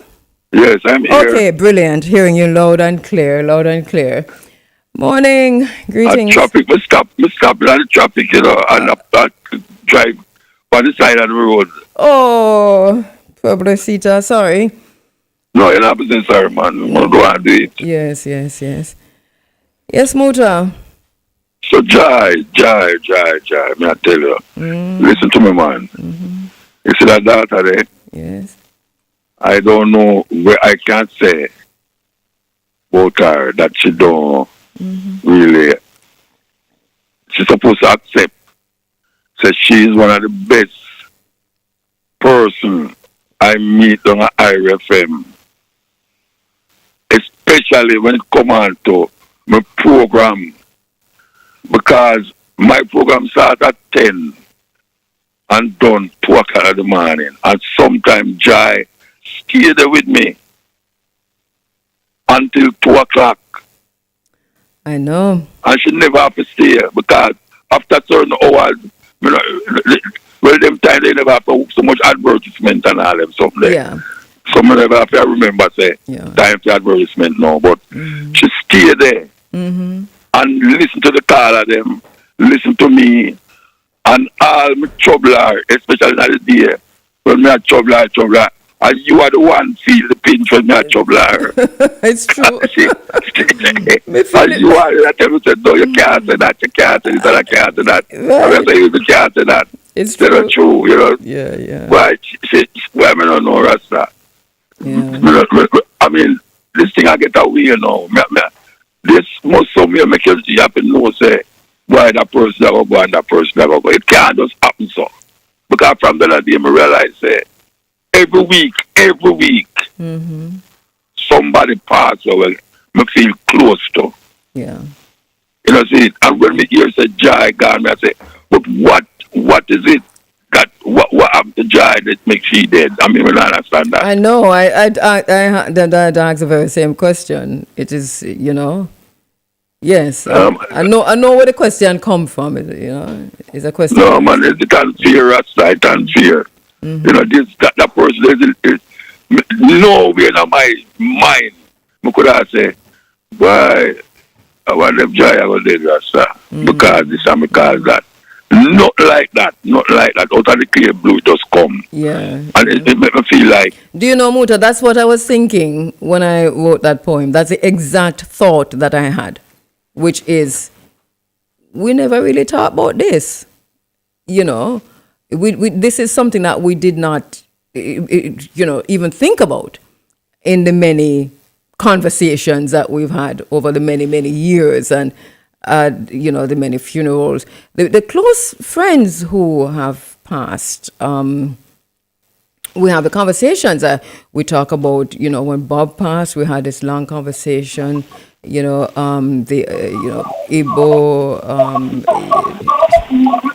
Cat, Sly.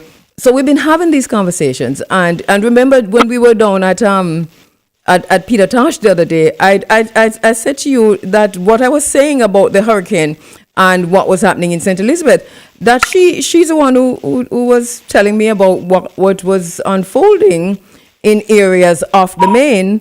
And it's when I said to you, Joy Morgan, tell me, you say, oh, because that for you was credible source. I want to say, well, she's always credible, man. I tell you. Because she come with some when she say, where you want to do this week? I'm going to say, why, just work it out. Yeah. And when she come with it, I can't say, no, I know all of that. Because she always in depth with certain things. Yeah. But me nobody question.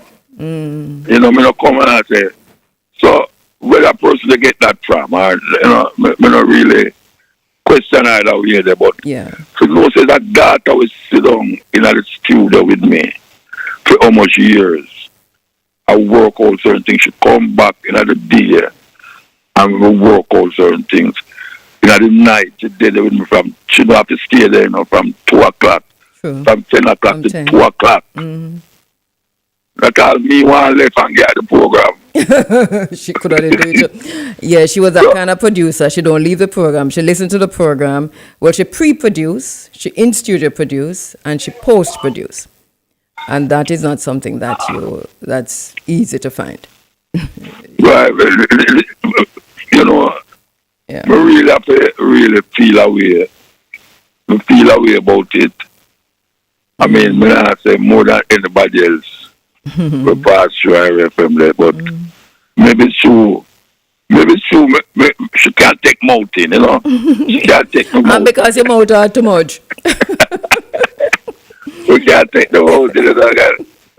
Sometimes we tell you about that, me hear a call from upstairs, say, no, you can't do that, you know, for the ear. I say, but me say it already, I don't bad word. And she don't even laugh with you. Yes, I tell the motor, stop it. No, man, I tell you, man, it's mind-boggling, but we just do ask them a little piece. Yeah, I'm very happy that you called, yes. Yeah, come and say, I said Thursday already. I know, yes. Yeah, we want to say it again because, trust me, Jai Morgan, man, Jai Morgan. And she didn't start her business, when you call the butterfly thing, them, she didn't start it, the thing them were advertised. The advertised fund. You mean the buntings? Yes, she started with her partner. The Printry creative Printry place. But a bit like a wing, like a butterfly wing. Just stick it up on the ground when you go. Oh, they did that, but more than that. I mean, they did everything from posters to you name it. The business is still open. Oh, it's still open. Yeah, it's in Ocho. So which part did it live? She was between Jamaica and the U.S. Yeah, all them things I know. Never ever know she should be a U.S. Never ever know, but you know, me just want to say that. Me like keep up no more time, you know. Yeah, but I'm glad that you called, Muta. Thank you so much. Yeah, man, give time. Yeah. Give time. To Joy's mom, I'm sure she's listening, and to the family. Mama, Paula, Marva, the entire family. It's a really close family. Joy's family is really, really close. Our hearts to you, our deepest condolences once again. And just remember that we are here as shoulders to lean on. Time of grief. And we know these are the times of greatest need. You don't know until you know that this is a time. These are the times of greatest need. Thank you so much, Muta. Travel safely. Oh, yeah, man. I don't mind. All right. Yeah. All right, you're inside of the Africa Forum. This is Running African. It's a minute to 10 o'clock, and Mr. Big A is in the house. Hugo. How are you doing, Hugo? Is it Hugo, boss? Can we just say Hugo across the chest, you know? Morning, sir. Yeah.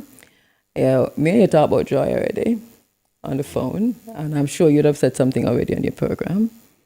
So, not yet. Oh, okay.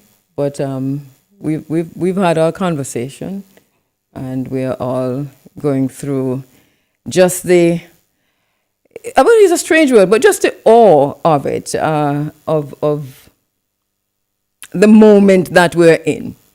You know, we were talking about the change, the geopolitical changes. But it's just it's like changes everywhere, not just geopolitically, but even individually in your spaces, whether your organization or your home, or just how the traffic set up. It seems as if we're just in one big moment of change. You feel it? It's like a reset. It's a global reset. Yeah, it's a global reset, and we're in phase. Like you hear me early this morning. So we're in phase 6, I said, because it started when we locked down in COVID. And then we kind of traced all the phases this morning, and we found ourselves in phase 6. For the reset, well, we don't know, but we're right at phase 6. But if we go with my prediction, we have about 4 more phases. But I did predict that during COVID. I work with the same prediction we have from 2020. Do you remember? I hope you remember. You remember when, I think it was 2023 or maybe before, when we had a conversation about what was happening with artificial intelligence. That's before ChatGPT did even come online. And we were looking at the top 5 or so innovations that we probably see out on the backside of this, like what will it do? I gave 5, you gave 5. I can only remember my top 1. I have to go look for my top 1. But my top 1 was the drone technology in warfare. So you need to say, thumbs up. You got that one right. We're not happy about it, but you got that. But do you remember yours? What you said? No, I can't. You never write it down, because I took you. It was on the spot that you named them out. Right. Yeah. I forgot to find the program. Yeah, we forgot to find the program and see how good we were. You know. All right, we're making way. You have anything else to say, sir? Oh, you were right about. We don't meet again from some fest in here, sir. No, listen. It was last week. It was last week. Begin. Nobody not hear you. I can't tell you the truth. Nobody not hear you. No, Begin. You're not going to be on camera because the camera pointing this way. So if you grab that, he doesn't want to be on camera. Can I come here for bip on the camera? That's basically what I must say. Take me off of the camera. I mean, I'll come no nearer. Yes. Some fest. So you said before it was publicized it was a scoop. Alleged. What's the scoop? No, it is confirmed. It is confirmed that Reggae Sumfest is now only one night this year, and it is coming to the Plantation Cove in St. Ann. And you had kind of worked out what it would mean to make it smooth, traffic wise and otherwise. From everything that you're hearing, is that all in place? Are they? No, and it gives me cause for concern because that corridor is a very important corridor to the people of this region. Very, very important. Hang on a second. Let me hold up my cup so you can see, because I know you don't know about the cup. But anyway, go on. I just wanted you to see. No. I have that cup from 1994. Yes, yeah, me too. No, but yeah, man, it gives me cause for great concern because, as I said, it is the main corridor for people of this region. Ochorius is St. Anne's Airport, St. Mary Airport is Montego Bay. Most of us don't go to Kingston because it is far more. What do you mean by airport? Sorry. When we're leaving the country, that is the airport of choice. So about Boscobel? Bob Marley. No, come on now, Kaboom. And there's only 2 flights a day that need only go to Miami. No, we live in the region. It's about 4, 5, 6 flights a day. Huh? Since, well, I know whenever you try to connect it only Miami go. So if you're going elsewhere, it is inconvenient. So it still is. It's still and not to mention the exorbitant prices. It is almost like 50% more than what you would get out of the other airports. Not to mention Kingston. Right. So it is not the most economical for persons. I mean locals in this part. Okay. Right. So you're saying people coming in from overseas, Mobay or Kingston? No, So can you imagine if you have a flight out of Montego Bay, and you are stuck into that in that kind of congestion. God help us if you live in Runaway Bay and trying to get to the hospital. The days of the Kite Festival. The days of that Kite Festival. You never caused no congestion. You were never in the traffic. You never had the days of Gary G's Kite Festival? You never had that, not even nearly. Oh, Biggie. No, not even nearly. You're thinking it will be worse than that? Listen, have you been to Intimate? Have you ever been to any of those shows? In the Grill? No, man, I'm talking about... Oh, Intimate. Oh, yeah, man, Intimate. Yeah, man, yeah. I'm talking but remember, I had to turn back from Intimate. I'm saying. Yeah. So what happened at the Kite Festival is the same minuscule to I get your point. To the traffic congestion that I'm talking about. Intimate traffic, because that was... I had to turn back. Turned back at the gas station. That was 5 minutes from Intimate traffic. Yeah. Meet me at Remind me. Intimate traffic. Yes. Meet me at IRFM gate. Okay. So I know it took me an hour and maybe about 15 minutes to get from IRFM's gate to the Jerk Center in Ochorius. Right. And that is when I turned back. Oh, yes, and I turned back up. That is when I turned back for the last one, Yeah. Right? So a point is well taken, because if we're going to get in, if it's an intimate traffic situation, then we already have to go say something. We have to say something. It is our responsibility to say something. I have been saying it for the last, since the very first intimate show, I have been lamenting on the situation. And I have not only lamented on the situation, I have said what the cause is. Yes, and you know, Biggie, right, you've said what the cause is, but you have also said why it cannot happen again, which is what you just laid out, which is the hospital is right there. Right? The airport and all the other miss a flight is one thing, but dead is another thing on the way to the hospital. Yeah. Right. It cannot happen. So why do you think that there will not be the proper changes? I would have to hear from the developers of that property as to what their thinking is. You know. What about the parish council? The parish council have to tell you something. Remember, you know, my thinking and what I strongly believe, has nothing to do, well, not nothing, but it has little to do with the road and more to do with the property. With the property. But if it is a property, then the parish council has an obligation to make sure that the property is ready before you grant the permit. Because the parish council have to grant the permit. Not just the parish council, police have to grant the permit too. Not only them, but what about JCAP and all these people who have to grant permit? No. I mean, there are many permits that you have to... and jams have nothing to do with the logistics, with the venue. But they are not giving you the permit unless you give them the parish council. No, and I agree. So I am saying that is where the attention needs to be focused. Where? On the developer? The developer and the attendant permits. Because, you know, we have heard it that they have, you know, that they have a design that will defeat the traffic congestion and all that. But we don't see What's the design? I don't know. I don't see it. It has not been implemented. Let me ask you, because you articulated what that design should have been yesterday. Are there any alternatives to that you envision? I mean, last week Sunday? Not any economical ones.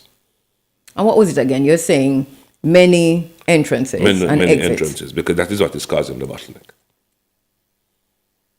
So haven't you spoken to Joe Bogdanovich? No. And as I said, I think it would be more the developers of that property need to install these entrances. This, of course, is Nicholas Evans. To be a and I don't know if Nick, institution. Nick, do you want to come on the air, so because I'm going to put your hands free now. Go and talk at the beginning. Let me hear him say. What you say, Nick? No. Big A say, look at, me going to put you on the thing, you know, Nick. I'm going to put you on, go on, talk. You're on the mic. Yeah, I'm saying that road has a traffic jam every single day without an event. It's not an event. It's not about the road. The event just, you know, exacerbate the happening. But I think that's what Big A is saying. You're saying it's a road, isn't it? Nick, that's what Big A is saying. No. We are talking specifically. Hold on there, Nick. Hold on. Hold on there, Nick.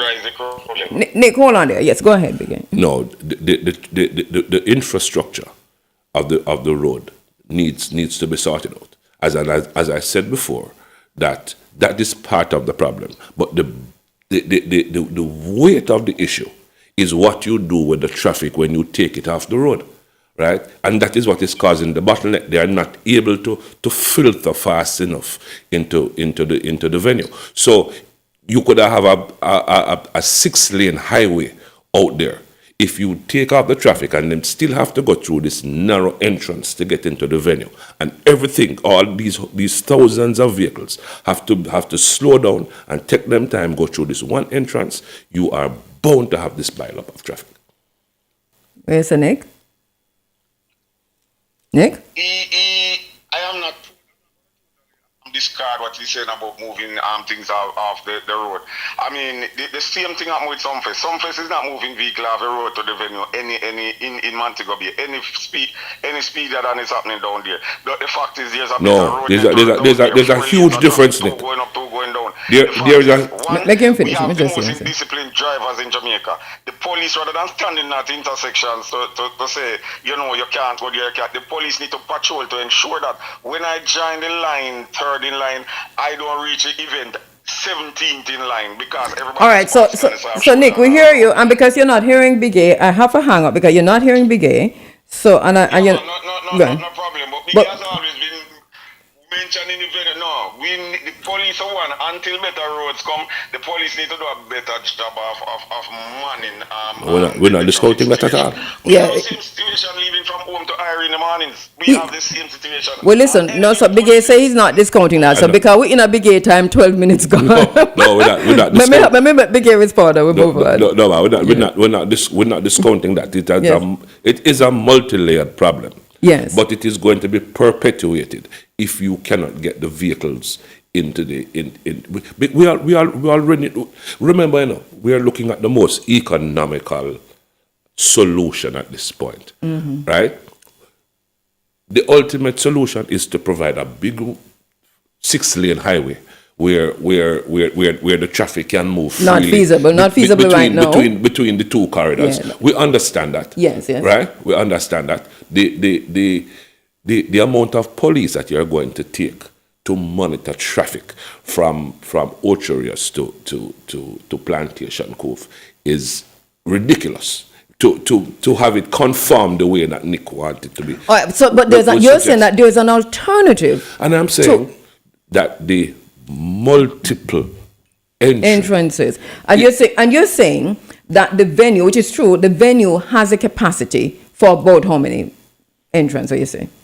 About an inordinate amount. Because now it has how many? 1. Well, goodness gracious, even if a second one got must make a difference. And Nick should remember, he's comparing Sumfest in Montego Bay. Remember, you don't park in the Sumfest venue, you park at the various little places. We are talking about somewhere where you have to go in to be able to park. And Intimate is a very good scale for use because you can test the temperature with that. Yeah. Like me say. Yeah, man, you don't drive into the Sumfest venue. I was 10 minutes away from the venue and I turned back because there was no way I was going to get there before the show done, and I was there before the show started. Yeah. That was my reality. Right. So and remember, we had a discussion after that, which was to say, all right, so we who are going to show fine, but there's another thing: hospitals, airports, businesses. Right. This is a commercial area. Yeah, man. You are affecting. I'm sorry. You're affecting a whole ecosystem when you have that kind of congestion. I want to believe that they're hearing you, or they're hearing us, and that something will. Who owns the venue? I'm not sure. But is Vonnie still managing it? I don't want to call a name, but we need to call somebody. I don't know anything about the developers or who own it and whatever. All I know is that when they have events of this magnitude, it is ridiculous. We need to call somebody. And we know. I need to hear a person on your program tomorrow. Sorry, go again? I need to hear somebody from Sumfest, whether the organizers or the venue, the developers, on your program tomorrow. We can arrange that. Yeah, it should, because I think it's critical. I mean, it's something that, what's interesting about it is that those who have had an experience with Intimate are going to... I remember, the congestion of which Nick speaks, the daily congestion, don't really happen at that particular corridor. It happens the Draxal corridor. That's true. Right? That's true. The Draxal corridor is where the daily congestion happens. Out on the... Richmond out there, so it's not where it happens. You don't have a lot of congestion out there at that junction. And then you have to think about the developments, because remember that we have 2 or 3 massive housing developments right in that Draxal area, which will still impact what's happening up there. So it when you see the bottleneck from North-South Highway, say it's serious. Because that's supposed to be smooth flowing. But when you get to the roundabout, that just drop down, because the roundabout is a mess, On any ordinary day, it just drop off. You're a driver, better than me. Right? I drive, but not so well. But the way it just drop off, it tells you already, the problem there are going to exist. Goodness. Listen, so on Monday, so we don't know how to talk about it. I hope that you're able to link somebody on Monday. Yeah, man. It has to be addressed. I think so. This has the potential to be, in my mind, perhaps the best venue, show venue in Jamaica. And can we underscore so we want it down here? We do. We want it down here. No, listen, this is not to say we don't want it. No, please do not move it, but set it right. We want it here because I would like to go. It has the potential. I can manage mobility to be the premier entertainment venue in the streets for all the other things that it has, all the other amenities. And we don't have the time to talk about the Clash yet. I do not agree with the Clash. And we're not talking about the Clash. That is personal. You don't tell me it is personal, Big A. Don't personal. But everything is personal. Your taste. It's your taste. It's your own taste. Then the road situation is personal too. No, man, that's national importance. No. That is of national. No, the Clash is of national. Big A. Mr. Big A, the Clash is of national importance. I do not care what you say. Do not let us fight over this. No, we have been doing very well. We won't fight. We will not fight. If you think it is of national importance. I know you say it's not a clash. You have but it is a clash, Big A. No, I don't know if it's a clash or not. It is posited that way. It is marketed that way for you to have these kinds of thoughts in your mind. Exactly. It is clever. It is clever. It is too clever for my didn't own say it is, and they didn't say it was. I know they haven't said it, but I'm going. I'll be there. I would like to broadcast live from there. Wow. No, I mean, if it was a Sunday, I would have did it till the morning. But point, just to underscore the point. So I have a problem with the Clash. I'm going to talk about it next week. If you don't mind. All right, no, we can. Why, I'm going to come with all of my documents like somebody we know upon the social media. Oh, my friend. Your friend, yeah, you know. Greetings to all our friends on TikTok. Mr. MW. There you go. I'm coming with all of my documents, right? And I would say, Big A, we're way over time, you know. So let me because next thing you know, it's time for, what time is Cashpot in your show? 10:30.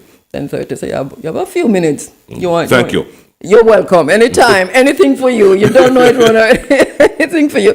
So this is how we're saying goodbye for today. Thank you so much for being a part of this. Thank you to all of our guests. Thank you for listening. And Mr. Big A is up next with this Sunday Sunshine. What should I do, Big A? Take an ad or no, tell the tailor bread. Or for ask Big A, we'll ask Nico Fido. Yeah. Nico Fido pay for this. Because he called in, and before you know it, says that the break is one ad, you know, it's a 10 o'clock ad. So you have something queued up and you want to go music. Because me a burning spirit now. Me a burning spirit now, Big A. No. This time signal is brought to you by the Tourism Enhancement Fund. Tourism dollars working for you. The time is now 19 after 10 o'clock, and make that 20, but we're going to cut it down to 2. 2 after 10. Eggleston Auto and Biggs present Speed Off Family Fun Day, Saturday, March 28th at Daniel Town, Playfield, Trelawney. Admission